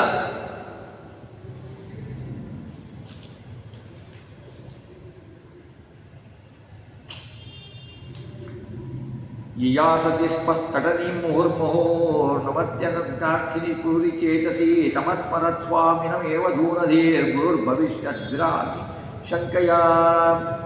ಆಮೇಲೆ ಏನು ಮಾಡ್ತಾರೆ, ಯತಿಗಳಾದ ತಕ್ಷಣ ಗಂಗೆಗೆ ಹೋಗಿ ಸ್ನಾನ ಮಾಡಬೇಕು. ಗಂಗೆಗೆ ಹೋಗಿ ಸ್ನಾನ ಮಾಡಬೇಕು, ನಾನು ಕಾಶಿಗೆ ಹೋಗ್ತೀನಿ ಅಂಥೇಳಿ ಗುರುಗಳಿಗೆ ಹೇಳ್ತಾರೆ, ಅಚ್ಯುತ ಪ್ರೇಕ್ಷಕರಿಗೆ. ಹೇಳಲು ಅವರೇನು ಮಾಡ್ತಾರೆ, ಬೇಡ ಅನ್ನೋಗಿಲ್ಲ, ಬೇಡ ದುಃಖ ಆಗ್ತಾ ಇದೆ. ಆವಾಗ ಅವರೇನು ಮಾಡ್ತಾರೆ, ಅನಂತ ಸ್ವಾಮಿಯನ್ನೇ ಸೇವೆ ಮಾಡ್ತಾರೆ. ದಯವಿಟ್ಟು ಇವ್ರನ್ನ ಕಳಿಸ್ಕೊಡ್ಬೇಡ ನೀನಲ್ಲಿಗೆ, ಇವರಿಗೆ ಏನೋ ಮಾಡಿ ನನ್ನ ಹತ್ರ ಇರೋ ಹಾಗೆ ಅನುಗ್ರಹ ಮಾಡು ಅಂತ ಹೇಳಿದಾಗ ಏನು ಮಾಡ್ತಾರೆ ಅಂತಂದರೆ, ಅವರು ಅನಂತೇಶ್ವರ ಏನು ಮಾಡ್ತಾನೆ, ಒಬ್ಬರು ಮೈ ಮೇಲೆ ಬರ್ತಾನೆ. ಬಂದುಬಿಟ್ಟು ಹೇಳ್ತಾನೆ ವಸುದೇವನಿಗೆ, ಪೂರ್ಣ ಪದ್ಧತಿಗೆ ಹೇಳ್ತಾನೆ, ನೀವು ಗಂಗೆಯ ಸ್ನಾನಕ್ಕೋಸ್ಕರ ಕಾಶಿಗೆ ಹೋಗೋದು ಬೇಡ, 3 ದಿವಸದಲ್ಲಿ ಗಂಗೆನೇ ಇಲ್ಲಿಗೆ ಬರ್ತಾಳೆ, ನೀವು ಅಲ್ಲಿ ಹೋಗಬೇಡಿ ಅಂತ ಹೇಳಿ. ಅಲ್ಲಿ ಹೋಗಬೇಡಿ, ಗಂಗೆ ಇಲ್ಲಿಗೆ ಬರ್ತಾಳೆ, ನೀವು ಹಿರಿಯರು ಅಚ್ಯುತ ಪ್ರೇಕ್ಷಕರಿಗೆ ಭಾಳ ಸಂತೋಷ ಆಗುತ್ತೆ. ಈಗ ಅವಾಗೇನಿತ್ತು ಅಂದರೆ ಅದು ಒಂದು ಸರೋವರ, ಅನಂತ ಸರೋವರ ಅಂತ ಹೆಸರು. ಅದೇ ಅನಂತ ಸರೋವರನೇ ಈಗ ಮಧ್ವ ಸರೋವರ ಆಗಿದೆ. ಮಧ್ವ ಸರೋವರದ ಈಶಾನ್ಯ ಭಾಗದಲ್ಲಿ ನೀವು ಒಂದು ಭಾಗೀರಥಿ ನೋಡ್ತೀರ. ಅದಕ್ಕೆ ಸ್ನಾನಕ್ಕೆ ಹೋಗ್ಬೇಕಾದ್ರೆ ಭಾಗೀರಥಿಯ ಗುಡಿ ಇದೆ ಅಲ್ವಾ, ಮಧ್ಯಕ್ಕೆ ಸಿಕ್ಕೋದು ನೋಡ್ತೀರ. ಅಲ್ಲಿ ಗಂಗೆ ಉದ್ಭವ ಆಗ್ತದೆ. ಗಂಗೆ ಉದ್ಭವ ಆಗಿದ್ದು 12 ವರ್ಷಕ್ಕೊಮ್ಮೆ ಅವಳು ಬರ್ತಾ ಇರ್ತಾಳೆ ಅಲ್ಲಿ. ಇದನ್ನು 50-60 ವರ್ಷದಿಂದ ಒಬ್ಬ ದೊಡ್ಡ ಯತಿಗಳು ನೋಡಿದ್ದಾರೆ ಅವರು ಬರೋದನ್ನು. ಅದಕ್ಕೆ ಅವರೇನೇ ಅಲ್ಲಿ ಭಾಗೀರಥಿ ಗುಡಿ ಕಟ್ಟಿಸ್ಬಿಟ್ಟು ಅಲ್ಲಿ ಇಡಿಸಿದ್ರು. ಗಂಗಾ ನದಿ ಒಳ್ಳೆ ಸ್ವಚ್ಛ ಬಿಳುಪು.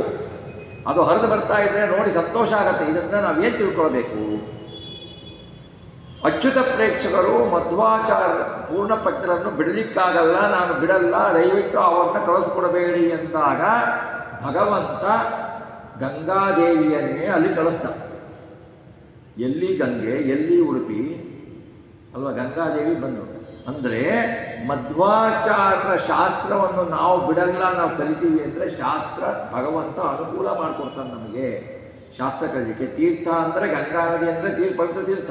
ಪವಿತ್ರ ತೀರ್ಥ ಅಂತಂದರೆ ಶಾಸ್ತ್ರ, ಮಧ್ವಶಾಸ್ತ್ರ. ಆ ಶಾಸ್ತ್ರವನ್ನು ಕಲಿಲಿಕ್ಕೆ ಅನುಕೂಲ ಮಾಡಿಕೊಡ್ತಾನೆ ಭಗವಂತ, ನಮಗೆ ಜ್ಞಾನ ಬರಲಿಕ್ಕೆ ಅನುಕೂಲ ಮಾಡಿಕೊಡ್ತಾನೆ ಭಗವಂತ ಅನ್ನೋದನ್ನು ನಾವು ಇದನ್ನು ನಮ್ಮ ಜೀವನದಲ್ಲಿ ಅಳವಡಿಸ್ಕೊಂಡು ನಮಗೆ ಏನಾಗತ್ತೆ ಅಂದರೆ ನಾವು ಯಾವುದೇ ಒಂದು ಒಳ್ಳೆಯ ಕಾರ್ಯ ಮಾಡಬೇಕಾದ್ರೆ ನಮಗೆ ಶುಭಸೂಚಕವಾಗಿ ನಾವೇನು ಪ್ರವೇಶ ಮಾಡಬೇಕು? ಗಂಗೆಯೊಂದಿಗೆ ಪ್ರವೇಶ ಮಾಡ್ತೀವಿ ನಾವು. ಗಂಗೆ ತುಳಸಿ ಕಟ್ಟಿ ಪ್ರವೇಶ ಮಾಡ್ತೀವಿ ನಾವು ಮನೆ ಪ್ರವೇಶ ಮಾಡಬೇಕಾದ್ರೆ. ಇದಕ್ಕೆ ವಾದರಾಜರು ಹಿಂದೆ ಬರೆದಿದ್ದರು, ಇದು ಕಲಿಯುಗ ಇದೆ, ಪುಣ್ಯಕ್ಕೆ ನಾಯಿ ತಗೊಂಡು ಗೃಹ ಪ್ರವೇಶ ಮಾಡೋರಿಲ್ಲ ಅಂತ ಬರೆದಿದ್ರು. ಈಗ ಅದು ಬಂದ್ಬಿಟ್ಟಿದೆ. ಗೃಹ ಪ್ರವೇಶದ ಜೊತೆಗೆ ತಮ್ಮ ಜೊತೆಗೆ ನಾಯಿನೇ ಎಂಟ್ರ ಬಿಡೋದು ಗೃಹ ಪ್ರವೇಶ. ಹಸು, ಅಯ್ಯೋ ಹಸು ಭಾಳ ಕರ್ಕೊಂಡ್ಬರ್ಲಿಕ್ಕಾಗಲ್ಲ, ಜಾನ್ ಬೀಳತ್ತೆ ಅಂತ ನಾಯಿನೇ ಕರ್ಕೊಂಡು. ಇನ್ನೇನು ಮನೆಯಲ್ಲಿ ಏನು ಉಳಿಯೋದು?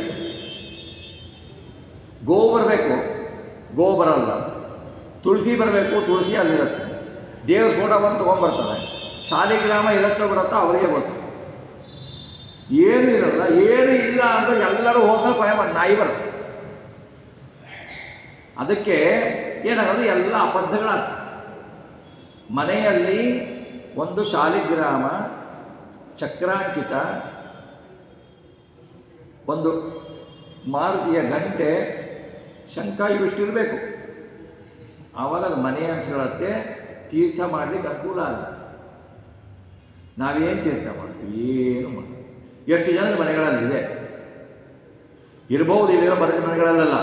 ನಾವು ಜನಸಾಮಾನ್ಯ ಹೇಳಬೇಕು ಅಂತಂದರೆ ನಾವು ನೋಡಿದ್ದೀವಿ ಬೇಕಾದಷ್ಟು. ಯಾರ ಮನೆಗಳಲ್ಲಿದೆ ಹೇಳಿ? ಯಾಕೆ ಇಲ್ಲ? ಪೂಜೆ ಮಾಡಬೇಕು, ನಮ್ಮ ಟೈಮ್ ಇಲ್ಲ, ಡ್ಯೂಟಿಗೆ ಹೋಗಬೇಕು. ಬೆಳಿಗ್ಗೆ ಡ್ಯೂಟಿಗೆ ಹೋಗಬೇಕು, ಸಂಧ್ಯಾ ವಂದನೆ ಮಾಡೋದು ಹಂಗಂದ್ರೆ ಏನು ಅಂತ ಕೇಳೋರೇ ಜಾಸ್ತಿ ಜನ ಆಗೋಗಿದೆ. ಈಗ ಹೇಗಾಗಿದೆ ಅಂದರೆ ಸಂಧ್ಯಾ ವಂದನೆ 2 ಹೊತ್ತು ಮಾಡ್ತಿದ್ದಾನೆ ಅಂದರೆ ಅದೇ ಮಡಿಯಾಗೋಗಿದೆ. ಆ ಮಟ್ಟಕ್ಕೆ ಬಂದ್ಬಿಟ್ಟಿದೆ. ಸಂಸ್ಕಾರ ಏನೂ ಇಲ್ಲ. ಈಗ ದೇವರ ಮನೆ ಇರಬೇಕು. ದೇವರ ಮನೆ ಇರೋದಂತೂ ದೂರ ತಾಪಸ್ತ ಬಿಡಿ. ಏನೋ ಇಂಡಿವಿಜುವಲ್ ಮನೆ ಕಟ್ಟಿದರೆ ಪರವಾಗಿಲ್ಲ, ಕಟ್ಟಬೇಕು. ಎಷ್ಟು ದೊಡ್ಡ ಮನೆ ಕಟ್ತಿರೋ ಅದರಲ್ಲಿ ಒಂದು ವಿಶಾಲವಾದ ದೇವರ ಮನೆ ಇರಬೇಕು. ನಾವೇನೋ ಮಾಡಿಬಿಟ್ಟು ಒಂದು ಮೆಟ್ಲು ಇಟ್ಟಿರ್ತೀವಿ, ಆ ಮೇಲ್ಗಡೆ ಹೋಗಲಿಕ್ಕೆ ಆ ಮೆಟ್ಲು ಕೆಳಗಡೆ ಒಂದು ಗೂಡಿನಲ್ಲಿ ದೇವ್ರ ಮನೆ, ಈ ಕಡೆ ಗೂಡು ಕಡೆ ಚಪ್ಪಲಿ, ಈ ಕಡೆ ಗೂಡು ದೇವ್ರ ಮನೆ. ಯಾಕೆಂದರೆ ಜಾಗ ಬೇಕಲ್ಲ, ನಮಗೆ ಮ್ಯಾಕ್ಸಿಮಮ್ ಜಾಗ ಬೇಕು ಅಲ್ವಾ? ಆ ದೇವರಿಗೆ ಜಾಗ ಇಲ್ಲ. ಇನ್ನು ಹೋಗಿಬಿಟ್ರೆ ಅನಿವಾರ್ಯಗಳು. ಅಪಾರ್ಟ್ಮೆಂಟ್ಗೆ ಹೋಗಿರ್ತಾರೆ, ಅಪಾರ್ಟ್ಮೆಂಟ್ನಲ್ಲಿ ಹೋಗ್ಬಿಟ್ರೆ ದೇವ್ರ ಮನೆಯೇ ಇರೋಲ್ಲ. ಯಾವುದೋ ಕಂಬಕ್ಕೆ ಒಂದು ಗೂಡು ಹಾಕಿರ್ತಾರೆ, ಗೂಡು ಹಾಕಿ ಕೊಟ್ಬಿಡ್ತಾರೆ ಅಲ್ವಾ? ಹೀಗೆ ದೇವರ ಮನೆ ಇರಲ್ಲ. ಯಾಕೆ ಅಂದರೆ ಅವನು ದೇವ್ರ ಮನೆ ಕಟ್ಟಿಬಿಟ್ರೆ ಜಾಗ ಬೇಕಾಗತ್ತಲ್ವ? ಅದಕ್ಕೆ ಹೇಳ್ತಾ ಇದ್ರು ಕೆಲವರು. ಏನು ಹೇಳ್ತಾ ಇದ್ರು ಅಂದರೆ, ಹಿಂದೆ ಮಾಡ್ಬೇಕಾದ್ರೆ ಮನೆಯನ್ನ 2 BHK ಅಂತಿರಲಿಲ್ಲ, 2 BHDK ಅಂತಿತ್ತು.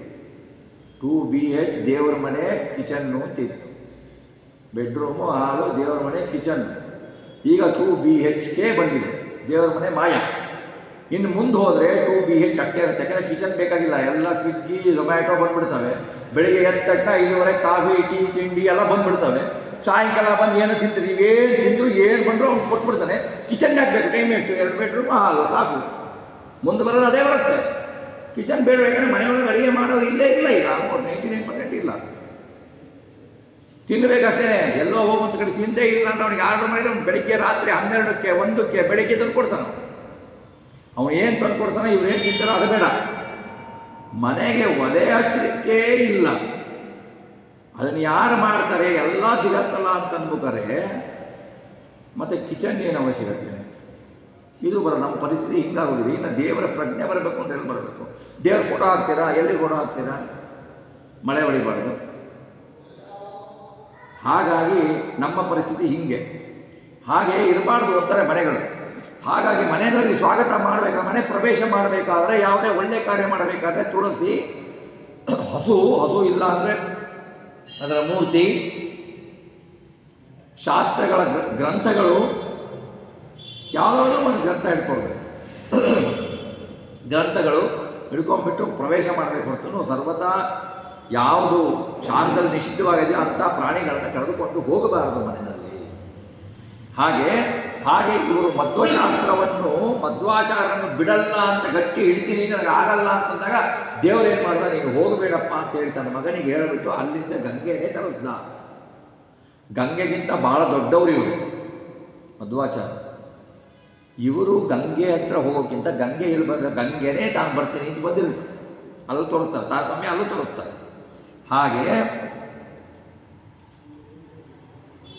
ಆವಾಗ ಏನಾಯಿತು, ಗತೇ ದಿನಾನಾಂ ದಶಕೆ ಸಮಾಸಕೆ ವರಾಶ್ರಮಂ ಪ್ರಾಪ್ಯ ಸಪತ್ರ ಲಂಬನಂ ಜಿಗಾಯ ಚೈತ್ರಾನ್ ಬಹುತರ್ಕ ಕರ್ಕಶಾನ್ ಸ ವಾಸುದೇವ ಭಯ ಪಂಡಿತಾಧಿಕನ್. 10 ದಿವಸ ಆಗಿರುತ್ತೆ ಸನ್ಯಾಸ ತಗೊಂಡ್ಬಿಟ್ಟು. ಆಗ ವಾಸುದೇವ ಅಂತ ಒಂದು ಪಂಡಿತ ತರ್ಕಶಾಸ್ತ್ರದಲ್ಲಿ ಬಹಳ ಖ್ಯಾತಿ ಗಳಿಸುತ್ತಾನೆ. ಅವನು ಬರ್ತಾನೆ, ವಾದಕ್ಕೆ ಬರ್ತಾನೆ. 3 ದಿವಸ ವಾದ ಮಾಡ್ತಾನೆ ಅವನು. ಬಹಳ ತರ್ಕ ಮಾಡ್ತಾರೆ ತಾರ್ಕಿಕರು. ತರ್ಕ ಮಾಡಿ 3 ದಿವಸ ತರ್ಕ ಮಾಡಿ ಇವನ್ನ ಸೋಲಿಸಬೇಕು ಅಂತ ಹೇಳ್ಬಿಟ್ಟು ಬರತ್ತು. ವಾಸುದೇವ ಏನು ಮಾಡ್ತಾನೆ, ವಾಸುದೇವ ಅವರು 3 ದಿವಸ ವಾದ ಮಾಡೋದು ನೋಡಿ. ಇವರೆಲ್ಲ ಏನು ವಾಸುದೇವ ಏನು ಮಾಡ್ತಾನೆ ಅಂತ ಹೇಳಿದ್ರೆ, ವಾಸುದೇವ ಒಂದು ಶ್ಲೋಕದಲ್ಲಿ ಅವರನ್ನ ಸೋಲಿಸ್ಬಿಡ್ತಾರೆ.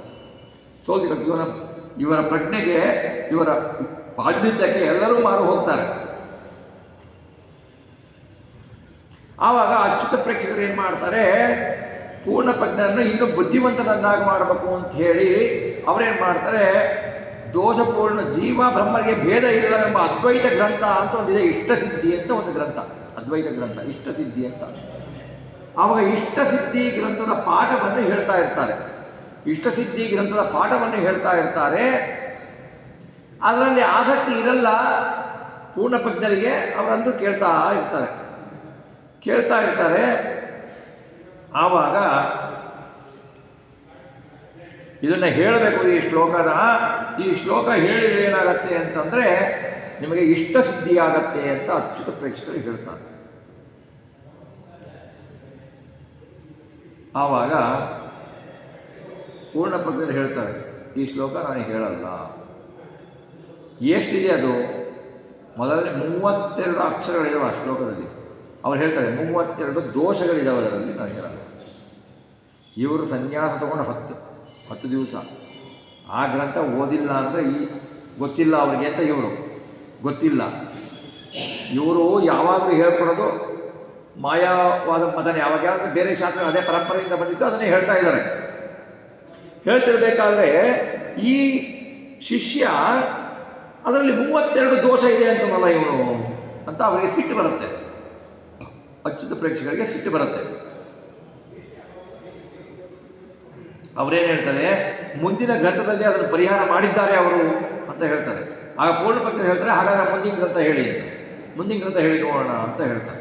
ಆವಾಗ ಏನಾಗತ್ತೆ ಅಂತಂದರೆ, ಅಚ್ಯುತ ಪ್ರೇಕ್ಷಕರು ಏನು ಹೇಳ್ತಾರೆ, ಜೀವ ಬ್ರಹ್ಮನಿಗೆ ಭೇದ ಇಲ್ಲ, ಜೀವ ಬ್ರಹ್ಮ ಬೇರೆ ಬೇರೆ ಮಾಯೆಯಿಂದ ಕಲ್ಪಿಸಲ್ಪಟ್ಟಿದ್ದು ಅಂತ ಹೇಳೋದಕ್ಕಾಗಿ ಸಾಧ್ಯವಾಗಲ್ಲ. ಅವರಿಗೆ ಎಷ್ಟು ನಿಪುಣರಿರ್ತಾರೆ, ಅವರು ಬಹಳ ನಿಪುಣರಿರ್ತಾರೆ ಹೇಳಬೇಕಂದ್ರೆ. ಆದರೆ ಪೂರ್ಣ ಪ್ರಜ್ಞರ ಮುಂದೆ ಅದು ಹೇಳಲಿಕ್ಕಾಗಲ್ಲ, ಅವರಿಗೆ ಶಕ್ತಿ ಇಲ್ಲ.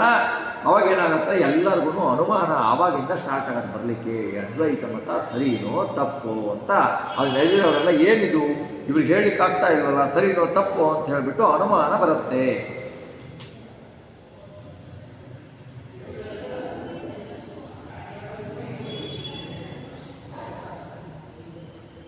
ಆವಾಗ ಹೇಳ್ತಾರೆ, ಯತಿಗಳಾದ ಅಚ್ಯುತ ಪ್ರೇಕ್ಷಕರು ಹೇಳ್ತಾರೆ, ಸನ್ಯಾಸಿ ಗೃಹಸ್ಥರಿಗಿಂತ ಶ್ರೇಷ್ಠ. ಆದ್ದರಿಂದ ಅವನು ಶ್ರವಣ ಪಾಠಗಳನ್ನು ಮಾಡಲೇಬೇಕು, ಪ್ರವಚನ ಪಾಠಗಳನ್ನು ಮಾಡಲೇಬೇಕು. ನೀನು ಮಾಯಾವಾದ ಸಿದ್ಧಾಂತವನ್ನು ವಿವರಿಸಬೇಕು, ಜನರಿಗೆ ಒತ್ತಾಯ ಮಾಡಿ ಅಂತ ಹೇಳಿದ್ರು. ಪೂರ್ಣ ಪ್ರಜ್ಞರು ಆ ಸಿದ್ಧಾಂತವನ್ನೇ ವಿವರಿಸ್ತಾರೆ. ಮೊದಲು ಅವರು ಪಾಠ ಮಾಡಿದ್ದು ಅದ್ವೈತ ಸಿದ್ಧಾಂತವನ್ನೇ ಪಾಠ ಮಾಡಿದ್ದು. ಮೊದಲೆಲ್ಲ ಹೇಳ್ತಾ ಬರ್ತಾರೆ, ಹೇಳಿಬಿಟ್ಟು ಇದರಲ್ಲಿ ದೋಷ ಅಂತ ಮುಂದೆ ಸ್ಟಾರ್ಟ್ ಮಾಡ್ಕೊಳ್ತಾರೆ. ಅಖಂಡಿತೋಪನ್ಯಸನ್ ವಿಸಂಶಯಂ ಸಸಂಪ್ರದಾಯಂ ಪ್ರವಚೋ ದೃಢೋತ್ತರಂ ಸಮಾಗಮಂಚ್ರೋತು ಮನುಷ್ಯ ಸಾಗ್ರಹ ಜನಾಶುತಾಢ್ಯ ಚತುರಾಭೂಷದಃ.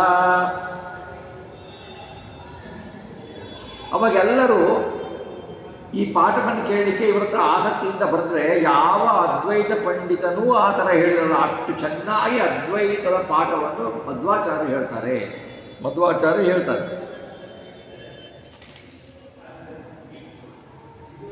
ಆಮೇಲೆ ಒಂದು ವಿಚಿತ್ರ ಘಟನೆ ನಡೆಯುತ್ತೆ. ಅಚ್ಯುತ ಪ್ರೇಕ್ಷಕರು ತಮ್ಮ ಶಿಷ್ಯರು ಕೂರಿಸ್ಕೊಂಡ್ಬಿಟ್ಟು ಭಾಗವತ ಪ್ರವಚನ ಮಾಡ್ತಾ ಇರ್ತಾರೆ, ಭಾಗವತ ಪಾಠ ಹೇಳ್ತಾ ಇರ್ತಾರೆ, ಭಾಗವತದ ಪಾಠ ಹೇಳ್ತಾ ಇರ್ತಾರೆ.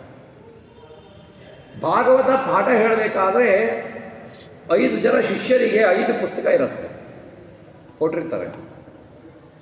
ಪಾಠ ಹೇಳ್ತಾ ಇರ್ತಾರೆ, ಜನ್ಮಾದ್ಯಸ್ಥ ಯಥೋ ಅನ್ವಯಾತದ್ದು ಪಾಠ ಹೇಳ್ತಾ ಇರಬೇಕಾದ್ರೆ ಪೂರ್ಣ ಪ್ರಜ್ಞರು ಏನು ಹೇಳ್ತಾರೆ, ಈ 5 ಪುಸ್ತಕಗಳಲ್ಲಿ ಒಂದು ಪುಸ್ತಕ ವೇದವ್ಯಾಸ ದೇವರಿಗೆ ಸಮ್ಮತ ಆಗಿದೆ, ಇನ್ಯಾವ ಸಮ್ಮತವಾಗಿಲ್ಲ ಅಂತ ಹೇಳ್ತಾರೆ.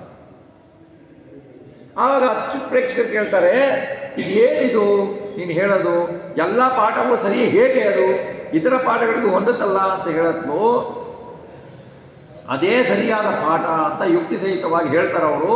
ಆ ಹೇಳಲು ಆವಾಗ ಅಚ್ಯುತ ಪ್ರೇಕ್ಷಕರಿಗೆ ಸಿಟ್ಟು ಬರುತ್ತೆ, ನಿನಗೆ ಹಾಗಾದ್ರೆ ಗೊತ್ತಾ, ನಿನಗೆಲ್ಲನೂ ಇದು ಗೊತ್ತಾ ನಿನಗೆ, ಹಾಗಾದರೆ ನೀನು ಹೇಳು, ಒಂದು ನೋಡು ನಿನಗೆಲ್ಲ ಗೊತ್ತು ಅಂತೀಯಲ್ಲ, ಹೇಳು. ಭಾಗವತ ಪಂಚಮ ಸ್ಕಂದ ಅಂತ ಬರುತ್ತೆ. ಪಂಚಮ ಸ್ಕಂದದಲ್ಲಿ ಏನಿದೆ, ಬರೀ ಶ್ಲೋಕ ಇಲ್ಲ, ಗದ್ದೆಗಳು ಇದೆ, ಭಾಳ ಕಟ್ಟದ್ದದು.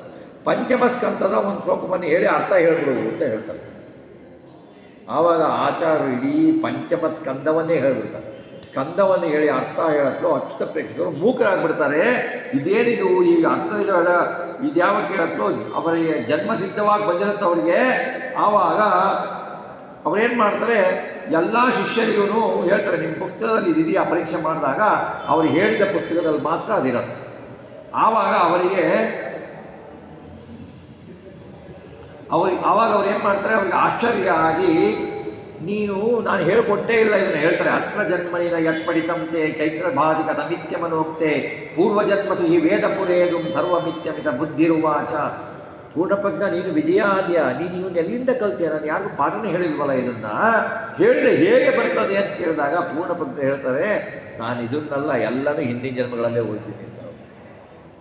ನಮ್ಮಂಥವ್ರಿಗಾದರೆ ಈಗ ಓದಿದ್ದೀನಿ 5 ನಿಮಿಷ ನೆನಪಿರಲ್ಲ. ಅವರಿಗೆ ಪ್ರಳಯ ಕಾಲದಲ್ಲೂ ಜ್ಞಾನ ಲೋಪ ಆಗಲ್ಲ ಅವರಿಗೆ. ಅವ್ರು ಹೇಳ್ತಾರೆ, ಇದೇನು ಭಾಗವತ ನೀನೇನು ಕೇಳ್ತೀಯೋ ನಾನು ಅದನ್ನು ಹೇಳ್ತೀನಿ ಅಂತಾರೆ ಅವರು. ನನ್ನಲ್ಲಿ ಎಲ್ಲ ಬುದ್ಧಿಸ್ಥವಾಗಿದೆ, ನಾನು ಹಿಂದಿನ ಜನ್ಮಗಳಲ್ಲೇ ಓದಿದ್ದೇನೆ ಇದನ್ನೆಲ್ಲ ಅಂತ ಹೇಳ್ತಾರೆ.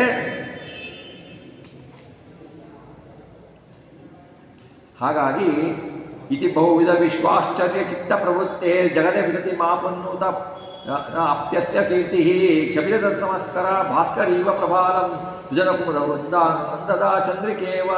ಹೀಗೆ ಅವರ ಯಶಸ್ಸು ಬೆಳಗ್ತಾ ಇರುತ್ತೆ, ಬಹಳ ಬೆಳಗ್ತಾ ಇರುತ್ತೆ ಅನ್ನೋಲ್ಲಿಗೆ ಸುಮಧ್ವಿಜಯದ 4ನೇ ಸರ್ಗದ ಚಿಂತನೆಯನ್ನು ಮುಗಿಸ್ತಾ ಇದ್ದೀವಿ. ಈಗ 5ನೇ ಸರ್ಗ ನೋಡಿ.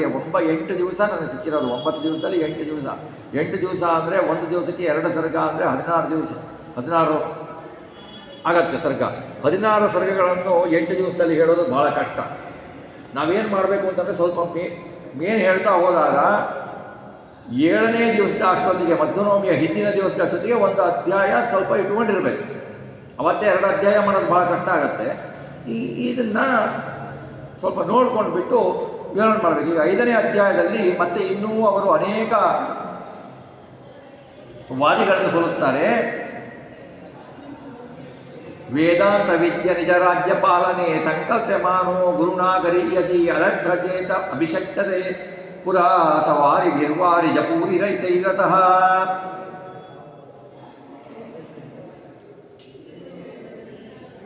ಹೀಗೆ ಅನೇಕ ದಿನಗಳಲ್ಲಿ ಅಚ್ಯುತ ಪ್ರೇಕ್ಷಕರು ಉಪದೇಶ ಮಾಡ್ತಾ ಇರ್ತಾರೆ, ವೇದಾಂತ ಶಾಸ್ತ್ರವನ್ನು ಉಪದೇಶ ಮಾಡ್ತಾ ಇರ್ತಾರೆ. ಪೂರ್ಣಪ್ರಜ್ಞನಿಗೆ ಆವಾಗ ವೇದಾಂತ ಸಾಮ್ರಾಜ್ಯದಲ್ಲಿ ಪಟ್ಟಾಭಿಷೇಕ ಮಾಡಿ ಆನಂದ ತೀರ್ಥ ಅಂತ ಹೆಸರನ್ನು ಇಡ್ತಾರೆ. ಪೂರ್ಣಪ್ರಜ್ಞ ಅಂತ ಬಂತು, ಪಟ್ಟು ವಾಸುದೇವ ಪೂರ್ಣಪ್ರಜ್ಞ, ಆಮೇಲೆ ಆನಂದ ತೀರ್ಥವನ್ನು ಬೆಳೆದು ವೇದಾಂತ ಸಾಮ್ರಾಜ್ಯದಲ್ಲಿ ಪಟ್ಟಾಭಿಷೇಕ ಆದಾಗ ಆನಂದ ತೀರ್ಥ. ಆನಂದ ಅಂದ್ರೆ ಏನು? ಮೋಕ್ಷ, ಮೋಕ್ಷ ಕೊಡುವ ತೀರ್ಥ. ಮೋಕ್ಷ ಕೊಡುವ ತೀರ್ಥ ಅಂದ್ರೆ ಏನು? ಮೋಕ್ಷ ಕೊಡುವ ಗ್ರಂಥಗಳು. ಮೋಕ್ಷ ಕೊಡುವ ಗ್ರಂಥಗಳಿಗೆ ಅಭಿಮಾನಿ ಯಾರು? ಮುಖ್ಯ ಅಭಿಮಾನಿ ವಾಯುದೇವರು. ಹಾಗಾಗಿ ಅವರನ್ನು ತಿಳ್ಕೊಳ್ಬೇಕು ನಾವು. ಆನಂದ ರೂಪಸ್ಯ ಪರಸ್ಯ ಪಾತ್ರಧೀರ ಆನಂದ ಸಂದಾಯ ಶಾಸ್ತ್ರಕೃತ್ಯತೆ ಆನಂದ ತೀರ್ಥೇತಿ ಪದಂ ಗುರುದಿತಂ ಬಭೂವ ತಸ್ಮಾತ್ ರೂಪರೂಪಕಂ. ಅದಕ್ಕೆ ಆನಂದ ತೀರ್ಥರು ಅಂತ ಹೆಸರನ್ನ ಏಕೆ ಇಟ್ಟರು ಅಂತ ವಿವರಣೆ ಮಾಡ್ತಾರೆ. ಆ ವಿವರಣೆ ಮಾಡಿದ ಮೇಲೆ ಒಬ್ಬ ಯತಿ ಏನು ಮಾಡ್ತಾನೆ ಅಂತಂದರೆ, ಅನೇಕ ಶಿಷ್ಯರ ಹತ್ರ ಕರ್ಕೊಂಡು ಬಂದ್ಬಿಟ್ಟು ಇವ್ರ ಮೇಲೆ ವಾದಕ್ಕೆ ಬರ್ತಾನೆ, ತರ್ಕಶಾಸ್ತ್ರದವರು. ಆ ಅವರು ಏನು ಅನುಮಾನ ಮಾಡ್ತಾರೋ ಅವನ್ನೆಲ್ಲ ಇವರು ಖಂಡಿಸಿ ಅವ್ರನ್ನ ಸೋಲಿಸಿ ಜಯಪತ್ರವನ್ನು ಇಸ್ಕೊಳ್ತಾರೆ.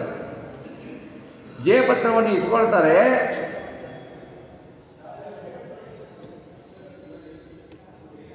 ಕೇವಲ ಅನುಮಾನದಿಂದ ಭೇದವನ್ನು ಖಂಡಿಸ್ತೀವಿ ಅಂತಂದರೆ ಅದು ಆಗಲ್ಲ. ತಾರ್ಕಿಕರು ಬರೀ ಅನುಮಾನ ಅಂದರೆ ಕನ್ನಡ ಅನುಮಾನ ಅಲ್ಲ, ಅನುಮಾನ ಅಂದರೆ ಯುಕ್ತಿಗಳು ಅಂತಾರೆ ಶಾಸ್ತ್ರದಲ್ಲಿ. ಕನ್ನಡದ ಅನುಮಾನ ಬೇರೆ, ಅನುಮಾನ ಅಂದರೆ ನಾವು ಡೌಟ್ ಪಡೋದು. ಸಂಸ್ಕೃತದಲ್ಲಿ ಅನುಮಾನ ಅಂದರೆ ಯುಕ್ತಿಗಳು ಅಂತಾರೆ, ಯುಕ್ತಿಗಳು ಅಂತಾರೆ. ಆ ಯುಕ್ತಿಗಳನ್ನು ಹಾಕ್ಬಿಟ್ಟು ಬರೀ ತರ್ಕದಿಂದ ಸಾಧ್ಯ ಇಲ್ಲ ಅಂತ ಹೇಳ್ತಾರೆ. ಆಮೇಲೆ ಅವರು ಮತ್ತೇನು ಹೇಳ್ತಾರೆ, ಅಥಾಪಿ ಮಿಥ್ಯಾ ವಿಮತಮ್ಮ ತತ್ವತೋ ವಿವಾದ ನಿರ್ಮುಕ್ತವದಿತ್ಯವಾದಿ ಅನೇನ ಸತ್ಯಂ ವಿಮತಮ್ಮ ತತ್ವತೋ ಯಥಾ ಘಟಾದಿತ್ಯನೋ ಅಗ್ನಿಷ್ಠತ. ಅವರೇನು ಹೇಳ್ತಾರೆ, ಜಗತ್ತು ಸುಳ್ಳು. ಯಾಕೆ ಅಂದರೆ ಕಾಣ್ತಾ ಇದೆ, ಕಂಡಿದ್ದೆಲ್ಲ ಸುಳ್ಳು ಅವರಿಗೆ, ಮಾಯಾವಾದಿಗಳು. ಇವರು ಹೇಳ್ತಾರೆ ಜಗತ್ತು ಸತ್ಯ. ಏಕೆ ಕಾಣ್ತಾ ಇದೆ? ಯಾಕೆ ಅಂದರೆ ಘಟ ಮಡಿಕೆ ಕಾಣ್ತಾ ಇದೆ ಅಂದರೆ ಸತ್ಯ ಅದು. ಅವ್ರು ಹೇಳ್ತಾರೆ ಕಂಡಿದ್ದೆಲ್ಲ ಸುಳ್ಳು. ಯಾಕೆಂದರೆ ಶುಕ್ತಿ ರಜತ ತಗೊಳ್ಳಿ, ಚಿಪ್ಪು ಕಪ್ಪೆ ಚಿಪ್ಪು ಬೆಳ್ಳಿ, ನಿಮಗೆ ಅಲ್ಲಿ ಬೆಳ್ಳಿ ಕಾಣುತ್ತೆ ಇಲ್ಲ. ಅದೇ ಥರನೇ ನಿಮಗೆ ಕಂಡಿರೋದೇನು ಪ್ರಪಂಚ ಅದು ನಿಜವಾಗ್ಲೂ ಇಲ್ಲ ಅಂತ ಅವರು ಹೇಳ್ತಾರೆ. ಇದು ಶಾಸ್ತ್ರದಲ್ಲಿ ಬಹಳ ವಿವರಣೆ ಬರುತ್ತೆ ಅದಕ್ಕೆ, ಅದು ಬೇಡ, ಇಷ್ಟು ಅವ್ರು ಹೇಳ್ತಾರೆ. ಇವ್ರು ಏನು ಹೇಳ್ತಾರೆ, ಅದು ಕಾಣ್ತಾ ಇದೆ ಅದರಿಂದ ಸತ್ಯ. ಯಾಕೆಂದರೆ ಈಗ ಕಾಣ್ತಾ ಇರೋದೆಲ್ಲ ಸತ್ಯ ಅಂತಂದರೆ ಈಗ ಅದಕ್ಕೇನೆ ಒಂದು ಹೇಳ್ತಾರೆ. ಏನು ಹೇಳ್ತಾರೆ ಅಂತಂದರೆ, ಒಬ್ರು ಹೇಳಿದರು ಪವಿತ್ರ ವೇದಿಗಳು ಏನಂತಂದರೆ, ಶಿಷ್ಯರು ಕೂತಿರ್ತಾರೆ, 4 ಜನ ಶಿಷ್ಯರು, ಮಾಯಾವಾದಿಗಳಿಗೆ ಆ ಗುರುಗಳಿಗೆ 4 ಜನ ಶಿಷ್ಯರು ಕೂತಿರ್ತಾರೆ. ಅವರ ಪ್ರಕಾರ ಏನು, ಅಜ್ಞಾನ ಆವರಣ ಆಗಿದೆ ಮನುಷ್ಯನಿಗೆ, ಹಾಗಾಗಿ ಈ ಜಗತ್ತು ಕಾಣ್ತಾ ಇದೆ. ನನಗೆ ನೀವು ಕಾಣ್ತಾ ಇದ್ದೀರಾ, ನಿಮಗೆ ನಾವು ಕಾಣ್ತಾ ಇದ್ದೀವಿ ಅಂದರೆ ಅಜ್ಞಾನದಿಂದ ಆವರಣ ಆಗಿದೆ. ಅಜ್ಞಾನ ಯಾವಾಗ ಹೋಯ್ತೋ ನೀವು ಕಾಣಲ್ಲ, ನನಗೆ ಜಗತ್ತು ಕಾಣಲ್ಲ, ನಾನೇ ಬ್ರಹ್ಮ. ಹಾಗೆ ಅದಕ್ಕೆ ಆ ಶಿಷ್ಯರು ಕೇಳ್ತಾರೆ, ಸ್ವಾಮಿಗಳೇ ನೀವು ಪಾಠ ಹೇಳ್ತಿದ್ದೀರಾ ನಮಗೆ, ನಿಮಗೆ ನಾವು ಕಾಣ್ತಾ ಇದ್ವಿ, ಹಂಗಾದ್ರೆ ನಿಮಗೆ ಅಜ್ಞಾನ ಇರಬೇಕು. ನಿಮಗೆ ನಾನು ಕಾಣ್ತಾ ಇದ್ದೀನಿ ಅಂದರೆ ಅಜ್ಞಾನ ಇದೆ ನಿಮಗೆ. ನಿಮಗೆ ಅಜ್ಞಾನ ಇತ್ತು ಅಂದ್ರೆ ನಾನೇ ಪಾಠ ಹೇಳಿಸ್ಕೊಳ್ಬೇಕು. ನಿಮಗೇ ಜ್ಞಾನ ಇಲ್ಲ, ಜ್ಞಾನ ಇಲ್ಲದ ಅಜ್ಞಾನ, ನಿನಗೆ ಅಜ್ಞಾನ ಹೋಯಿತು ಅಂತಂದರೆ ನೀನು ಸ್ವಚ್ಛ ಆತ್ಮ ಆಗ್ತೀಯ. ಆತ್ಮ ನೀನು ಒಂದೇ, ಬ್ರಹ್ಮನೂ ಒಂದೇ, ನಿನಗೇನು ಜಗತ್ತು ಕಾಣಲ್ಲ. ಈಗ ನಾನು ಕಾಣ್ತಾ ಇದ್ದೀನಿ ಅಂದರೆ ಕಂಡಿದ್ದ ಪುಸ್ತಕ ಸುಳ್ಳು, ಕಂಡಿದ್ದ ಮೈಕ್ ಸುಳ್ಳು, ಕಂಡಿದ್ದ ಜನ ಸುಳ್ಳು, ನೀನು ಸುಳ್ಳು, ನಾನು ಸುಳ್ಳು ಅಂದರೆ ನಿಮಗೆಲ್ಲ ಸುಳ್ಳು. ಅಂದರೆ ನಿಮಗೆ ಇನ್ನೂ ಆ ಸಿದ್ಧಿ ಬಂದಿಲ್ಲ. ಸಿದ್ಧಿ ಬಂದಿಲ್ಲ ಅಂದರೆ ನೀವು ನನಗೇನು ಪಾಠ ಹೇಳೋದು ಅಂತ ಶಿಷ್ಯ ಕೇಳ್ತಾರೆ. ಈಗ ಪ್ರಾಬ್ಲಮ್ ಬರುತ್ತವೆಲ್ಲ, ಅದು ಭಾಳ ತಾಂತ್ರಿಕವಾಗಿ ಭಾಳ ಕ್ಲಿಷ್ಟವಾಗಿದೆ ಅವೆಲ್ಲ. ಹಾಗೆ ಅವರ ಮತವನ್ನೆಲ್ಲ ಖಂಡಿಸಿ ಇವರೇನು ಮಾಡ್ತಾರೆ, ಅವರನ್ನ ಜಯಿಸ್ತಾರೆ.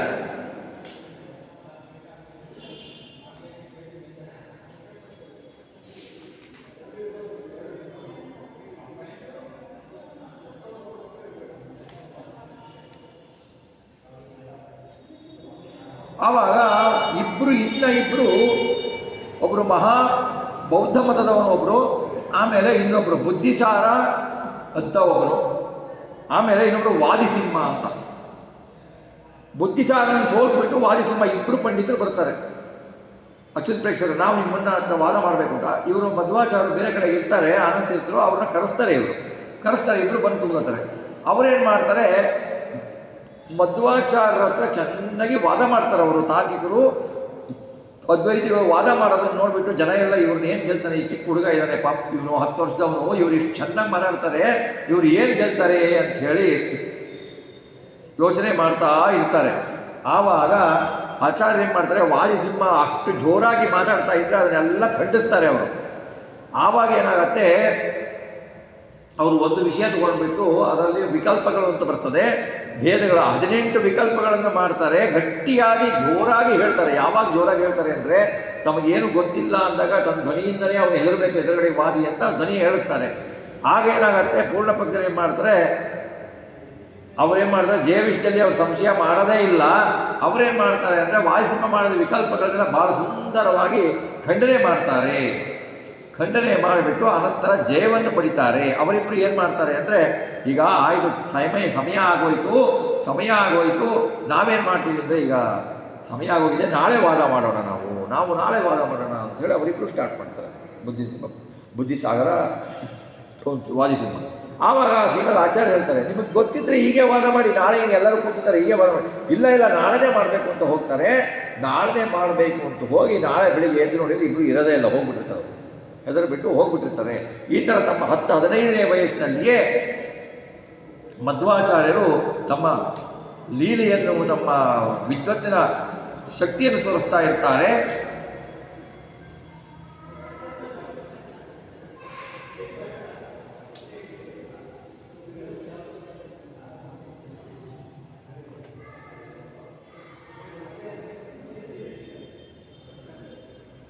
ಆವಾಗ ಒಬ್ಬ ಮಣಿಮಂತ ಅನ್ನೋನು ಸನ್ಯಾಸಿಗಳ ವೇಷ ಹಾಕ್ಕೊಂಡ್ಬಿಟ್ಟು ಅದ್ವೈತದ ಪಾಠ ಮಾಡ್ತಾ ಇರ್ತಾನೆ. ಆವಾಗ ಅನೇಕ ಪಂಡಿತರು ಕುಳಿತಾರೆ. ಆಚಾರ್ಯರು ಏನು ಮಾಡ್ತಾರೆ, ನಗತಾ ದೇವತೆಗಳಿಗೆ ಸಂತೋಷವಾಗುವಂತೆ ಮಾತಾಡ್ತಾರೆ ಆಚಾರ್ಯ ಮಾತಾಡಿ ಹೇಳ್ತಾರೆ, ಸತ್ಸೂತ್ರ ಭಾವೇ ಪ್ರವಿಚಾರಿತೆ ಮುಹುರ್ಭಾಷ್ಯಾಭಿಸಂಧೌ ಚ ವಿಶುದ್ಧ ಬುದ್ಧಿಭಿ ನಿಗೃಹ್ಯ ಗೂಢಾಗ್ರಹ ಮುಗ್ರಮೇತಯೋರ್ ಮಾನ್ಯೋನ್ವಯೋನ್ಯೋನ್ಯಮಹೋ ನ ದೃಶ್ಯತೆ. ಅವ್ರು ಹೇಳ್ತಾರೆ, ಇದೆಲ್ಲ ಏನು ಹೇಳ್ತಾ ಇದ್ದಾರೆ, ವೇದಗಳಿಂದ ಅವನು ತಿಳಿದು ಸಾಧ್ಯವಾಗಲ್ಲ, ಜಗತ್ತು ಸುಳ್ಳು, ಮೋಕ್ಷದಲ್ಲಿ ಜೀವನಿಗೂ. ಕೆಲವರು ಹೇಳ್ತಾರೆ ಜಗತ್ತು ಸುಳ್ಳು ಅಂತ, ಕೆಲವರು ಹೇಳ್ತಾರೆ, ಕೆಲವರು ಜಗತ್ತು ಸತ್ಯ ಅಂತಾರೆ, ಕೆಲವರು ಜಗತ್ತು ಪ್ರಕೃತಿ ತಾನಾಗೇ, ಭಗವಂತ ತಾನು ಪ್ರಕೃತಿಯಾಗೇ ಪರಿಣಾಮ ಮಾಡ್ತಾರೆ ಅಂತ ಒಂದು ಮತ ಇದೆ. ಕೆಲವು ಮತಗಳಲ್ಲಿ ಭಗವಂತನಿಗೆ 8 ಗುಣಗಳು ಅಂತಿದೆ. ಕೆಲವು ಮತಗಳಲ್ಲಿ ಏನಾಗುತ್ತೆ, ಇಲ್ಲೆಲ್ಲರೂ ಭೇದ ಇದೆ, ಮೋಕ್ಷದಲ್ಲಿ ಎಲ್ಲರೂ ಒಂದೇ ಅಂತ ಒಂದು ಮತ ಇದೆ. ಈ ಮತಗಳಿರ್ತವೆ. ಇವನ್ನೆಲ್ಲ ಜನ ಇಷ್ಟೆಲ್ಲ ತಿಳ್ಕೊಳ್ತಾರಲ್ಲ, ಈ ಶ್ರವಣಗಳನ್ನು ಮಹಾಜನರು ಮಾಡ್ತಾ ಇದ್ದಾರಲ್ಲ, ನನಗೆ ಆಶ್ಚರ್ಯ ಆಗತ್ತೆ ಅಂತಾರೆ ಆಚಾರ್ಯರು. ವೇದಗಳಿಂದ, ಎಲ್ಲ ವೇದಗಳಿಂದ ಪ್ರತಿಪಾದ್ಯನು, ಸಕಲ ಗ್ರಂಥಗಳಿಂದ ಪ್ರತಿಪಾದ್ಯ ಭಗವಂತ ಸಂಪೂರ್ಣ ಗುಣಪೂರ್ಣ, ಅಪ್ರಾಕೃತ ಶರೀರವುಳ್ಳವನು. ಅಂಥವನನ್ನು ಹೀಗೆ ಅವನಿಗೆ ಗುಣನೇ ಇಲ್ಲ, ನಾನು ಬ್ರಹ್ಮ ಒಂದೇ ಅಂತ ಹೇಳ್ತಾರೆ. ಯಾರಿಗೂ ಭೇದ ಇಲ್ಲ ಅಂತ ಹೇಳ್ತಾರೆ. ಇದನ್ನು ಜನ ನಂಬುತ್ತಾರಲ್ಲ, ಮಾತಾಡ್ತಾ ಇದ್ದಾರಲ್ಲ, ಮಹಾ ಆಶ್ಚರ್ಯ ಆಗತ್ತೆ ನನಗೆ ಅಂತ ಹೇಳಿ ಆಚಾರ್ಯರು ಹೇಳ್ತಾ ಇರ್ತಾರೆ. ಶಂಕರ ಭಾಷ್ಯದಲ್ಲಿ ಇರುವ ದೋಷಗಳನ್ನು ಎತ್ತಿ ಹೇಳ್ತಾರೆ. ಆವಾಗ ಆ ದೋಷಗಳನ್ನು ಎತ್ತಿ ಹೇಳಿದಾಗ ಪಂಡಿತರೆಲ್ಲ ಇವರ ದೋಷವನ್ನು ಎತ್ತಿ ಹೇಳಿದರೆ ಖಂಡಿಸಲಿಕ್ಕೆ ಪ್ರಯತ್ನ ಮಾಡ್ತಾರೆ, ಆದರೆ ಆಗಲ್ಲ. ಆವಾಗ ಅವರು ಏನು ಇದುವರೆಗೂ ಓದ್ತಾ ಬರ್ತಿದ್ರಲ್ಲ ಗ್ರಂಥನ, ಅದ್ವೈತನೇ ಓದ್ತಾ ಇದ್ರಲ್ವ, ಅದನ್ನು ಓದ್ತಾ ಇದ್ರೆ ಇವ್ರಿಗೆ ಖಂಡಿಸ್ತಾ ಇರಬೇಕು. ದೋಷ ಕೇಳಿದಾಗ ಅವ್ರು ಕುತೂಹಲ ಆಗತ್ತೆ ಅವ್ರಿಗೆ, ಆದರೂ ಅವ್ರು ನಿರಾಕರಿಸ್ಕೊಳ್ತಾರೆ, ಸಮರ್ಥ ಆಗಲ್ಲ ಅವರು. ಆವಾಗ ಅವ್ರು ಹೇಳ್ತಾರೆ, ನೀವು ಶಂಕರ ಭಾಷ್ಯವನ್ನು ಮಾತ್ರ ನಿರಾಕರಿಸ್ತಾ ಇದ್ದೀರಾ, ಸೂತ್ರ ನಿಮಗೆ ಹೇಗೆ ಪ್ರಮಾಣ ಎಂದಾಯಿತು, ಆದರೆ ಈ ಬ್ರಹ್ಮಸೂತ್ರಕ್ಕೆ ನಿಮ್ಮಂಥ ಪಂಡಿತರು ಯಾವಾಗಲೂ ನಿರಾಕರಿಸಲು ಸಾಧ್ಯ ಇಲ್ಲ, ಬೇರೊಂದು ಅರ್ಥವನ್ನು ನೀವೇ ಹೇಳಿ ಅಂತ ಅವ್ರು ಕೇಳ್ತಾರೆ. ಇದುವರೆಗೂ ಅದ್ವೈತದ ಪಾಠವನ್ನು ಹೇಳ್ತಾ ಬಂದರು ಆಚಾರ್ಯರು. ಈಗ ಏನಾಯಿತು, ಈಗ ಜನಗಳು ಹೇಳಿದರು ನೀವು ಅದನ್ನು ತಪ್ಪು ಅಂತ ಹೇಳ್ತಾ ಇದ್ದೀರ, ಈಗ ನೀವು ಸರಿ ಯಾವುದು ಅಂತ ಹೇಳಿ. ಈಗ ಅವರೇನು ಮಾಡಿದರು ಅಂದರೆ, ಎಲ್ಲರಿಗೂ ಸಮ್ಮತವಾದದ್ದನ್ನು ಅವರು ಹೇಳ್ತಾರೆ. ಅಕ್ಲಿಷ್ಟ ಶಬ್ದಾನ್ವಯಮೇಷ ಸಂಭವತ್ ಸೂತ್ರಾರ್ಥ ಮುಚ್ಚೈರ್ವಚನಂ ತದಾರುದೇ ಮಾನೀಕೃತಾಂ ನಾಯುತ ಸ್ಮೃತಿ ಕ್ಷಣಾದಿಯೇ ಪದ್ಧತಿ ಯಶತ್ ಕಥಾ ತಾಂಡವ ಸೂತ್ರಧಾರಕಂ. ಅವರೇನು ಮಾಡ್ತಾರೆ, ಬ್ರಹ್ಮಸೂತ್ರದ ಉಪನ್ಯಾಸವನ್ನು ಆಚಾರ್ಯರು ತಮ್ಮ ಎತ್ತರ ಕಂಠದಿಂದ, ಸ್ವಚ್ಛ ಕಂಠದಿಂದ ಹೇಳಲಿಕ್ಕೆ ಪ್ರಾರಂಭ ಮಾಡ್ತಾರೆ. ಅದೇನಾಗುತ್ತೆ, ಯಾವುದೂ ಸುಲಭವಾಗಿ ಅವರಿಗೆ ಬರ್ತಾ ಇತ್ತು, ಯಾವುದೇ ಕ್ಲೇಶ ಇರಲಿಲ್ಲ, ನಿರರ್ಗಳವಾಗಿ ಹೇಳ್ತಾ ಇದ್ರು. ಅದನ್ನು ಮಾಡಿದ ಮೇಲೆ ಅನಂತ ಉಪನ್ಯಾಸ ಏನಾಯಿತು, ಎಲ್ಲರ ಉಪನ್ಯಾಸ ಗುಣಗಳನ್ನು ವರ್ಣಿಸಿ ಅವರು ಹೇಳಿದಾಗ ಅದು ಜನರ ಮನಸ್ಸಿನಲ್ಲಿ ಅಚ್ಚಳಿಯದೆ ಉಳಿಯಿತು. ಹೀಗೆ ಮಾಡಿ ತಾರ್ಕಿಕರನ್ನು, ಅದ್ವೈತರನ್ನೆಲ್ಲ ಆಚಾರ್ಯರು ಆ ತಮ್ಮ ಸಣ್ಣ ವಯಸ್ಸಿನಲ್ಲೇ ಗೆಲ್ತಾರೆ. ಅದರಲ್ಲಿ ಕೆಲವರು ಮತ್ತೆ ಬಂದರು ಪಂಡಿತರುಗಳು, ಇವ್ರನ್ನ ಸೋಲಿಸಬೇಕು ಅಂತ ಬಂದು ಶಾಸ್ತ್ರ ಮಾಡಿದವರು, ತತ್ವ ತಿಳಿಬೇಕೆಂದು ಎಲ್ಲ ಪಂಡಿತರು ಸರಿಯಾಗಿ ಉದ್ದೇಶ ಮಾಡಿ ಸಮಾಧಾನ ಮಾಡಿ ಯಾವ ಅಪೇಕ್ಷೆ ಇಲ್ಲದಂತೆ ಮಾಡ್ತಾರೆ. ನೋಡಿ, ಯಾವಾಗಲೂ ಪಾಠಕ್ಕೆ ಬರೋರು ಅಷ್ಟೇ, ಕೆಲವರು ಇವ್ರು ಏನು ಹೇಳ್ತಾರೆ ಅಂತ ತಿಳ್ಕೊಳ್ಳಿಕ್ಕೆ ಬರ್ತಾರೆ, ಕೆಲವರು ಇವ್ರಿಗೆ ಎಷ್ಟು ಗೊತ್ತಿದೆ ಅಂತ ತಿಳ್ಕೊಳ್ಳಿಕ್ಕೆ ಬರ್ತಾರೆ, ಕೆಲವರು ಟೈಮ್ ಪಾಸಿಗೆ ಬರ್ತಾರೆ. ನಮ್ಮ ಗುರುಗಳು ಹೇಳೋರು ತಮಾಷೆಗೆ, ಪ್ರವಚನದಲ್ಲಿ ಕೇಳಲಿಕ್ಕೆ ಬರೋರು 4 ಜನ ಇರ್ತಾರಂತೆ, 4 ಥರ ಜನ ಇರ್ತಾರಂತೆ.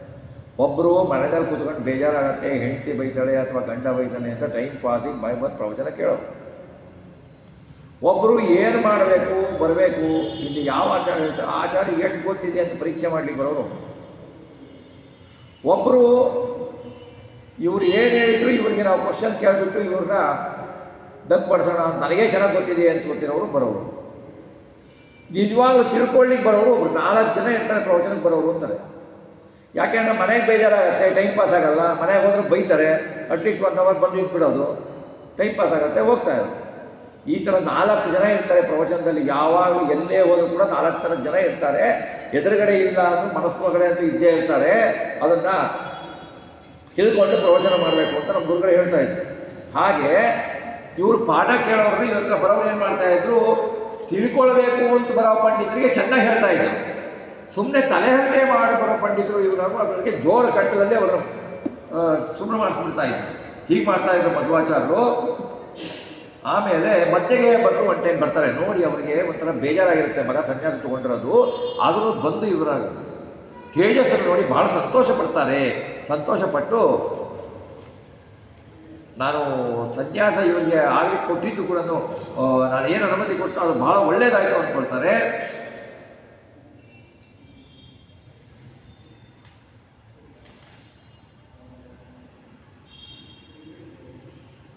ಆವಾಗ ಒಂದು ಸಾರಿ ಶಂಕರ ಭಾಷ್ಯವನ್ನು ಇವರು ಪಾಠ ಮಾಡ್ತಾ ಇರ್ತಾರೆ. ಯಾರೋ ಅಚ್ಯುತ ಪ್ರೇಕ್ಷಕರು ಪಾಠ ಮಾಡ್ತಾ ಇರ್ತಾರೆ, ತತ್ವ ವಿಚಾರ ಮಾಡ್ತಾ ಇರ್ತಾರೆ. ಆವಾಗ ಅವ್ರು ಕೇಳ್ತಾರೆ, ನೀನು ಎಲ್ಲ ಖಂಡಿಸ್ತಾ ಇದೆಯಾ, ನೀನೇ ಯಾಕೆ ಸೂತ್ರಾರ್ಥವನ್ನು ಚೆನ್ನಾಗಿ ತಿಳಿದಿದ್ದೀಯಾ, ನೀನೇ ಮಾಡ್ಬಿಡು ಭಾಷೆನ ಅಂತ ಒಂದು ವ್ಯಂಗ್ಯವಾಗಿ ಹೇಳ್ತಾರೆ. ಆಕ್ಷೇಪ ಇರ್ತದೆ ಅಂತ ಹೇಳ್ತಾರೆ.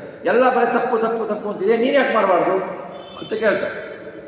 ಆ ಕೇಳಿದಾಗ ಮಧ್ವಾಚಾರ್ಯ ಹೇಳ್ತಾರೆ, ನೋಡಿ ಅವರ ಸಜ್ಜನ ಸ್ವಭಾವ ಹೇಗಿದೆ ಅಂತಂದರೆ ಮಧ್ವಾಚಾರ್ಯದ್ದು, ಅವರು ನೀನು ಎಲ್ಲ ತಪ್ಪು ಅಂತೀಯ, ನೀನೇ ಹೇಳ್ಬೋದು ಅಂತ ಆಕ್ಷೇಪದ ಪದವನ್ನು ತಗೊಳ್ಳಿಲ್ಲ ಅವರು.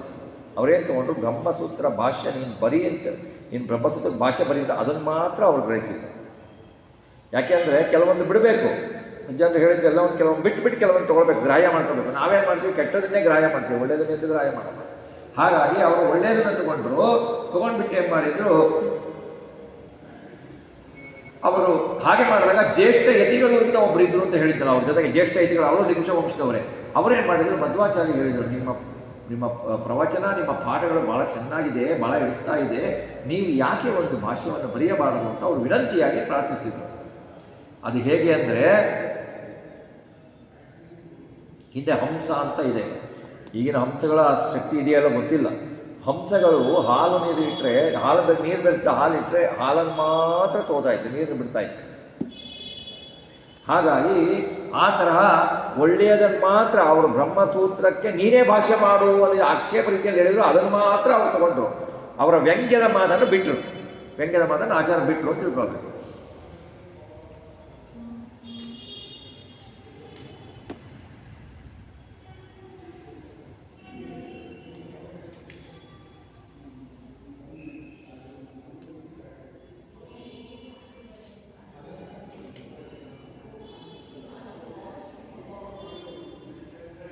ಆಮೇಲೆ ಆಚಾರ್ಯರು ಬಂದು ವಿಷ್ಣು ಮಂಗಲಕ್ಕೆ ಹೋಗ್ತಾರೆ.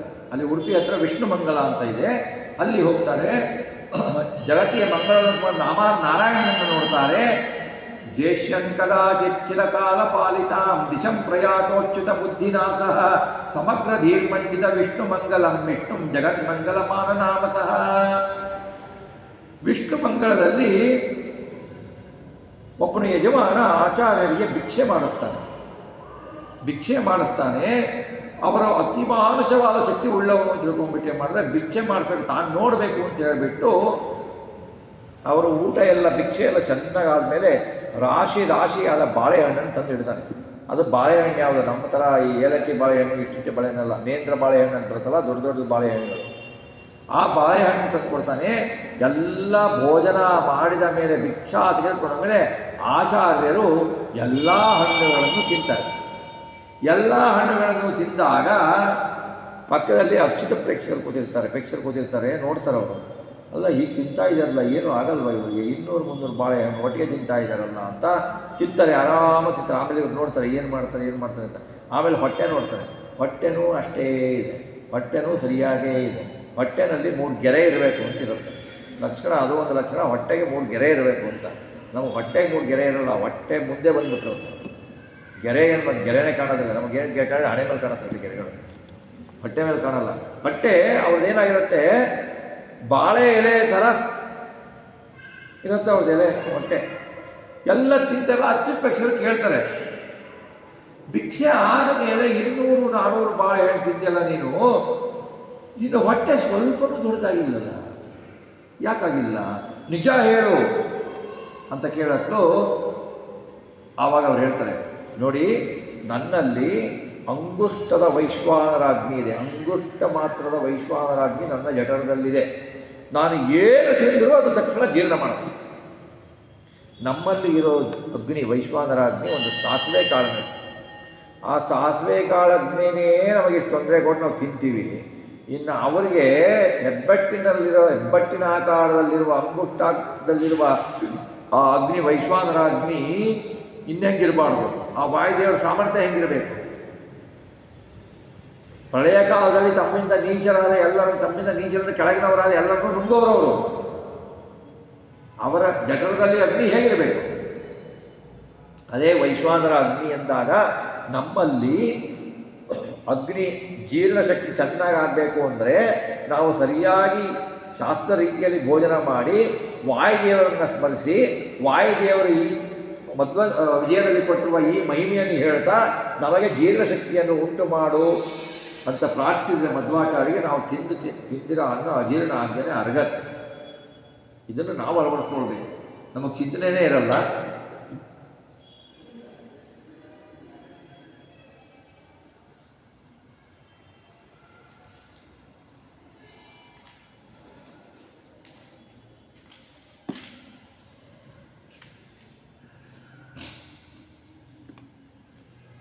ಆಮೇಲೆ ಅಲ್ಲಿಂದ ಪಯಸ್ವಿನಿ ನದಿಯ ತೀರಕ್ಕೆ ಬರ್ತಾರೆ. ಪಯಸ್ವಿನಿ ಬರ್ತಾರೆ.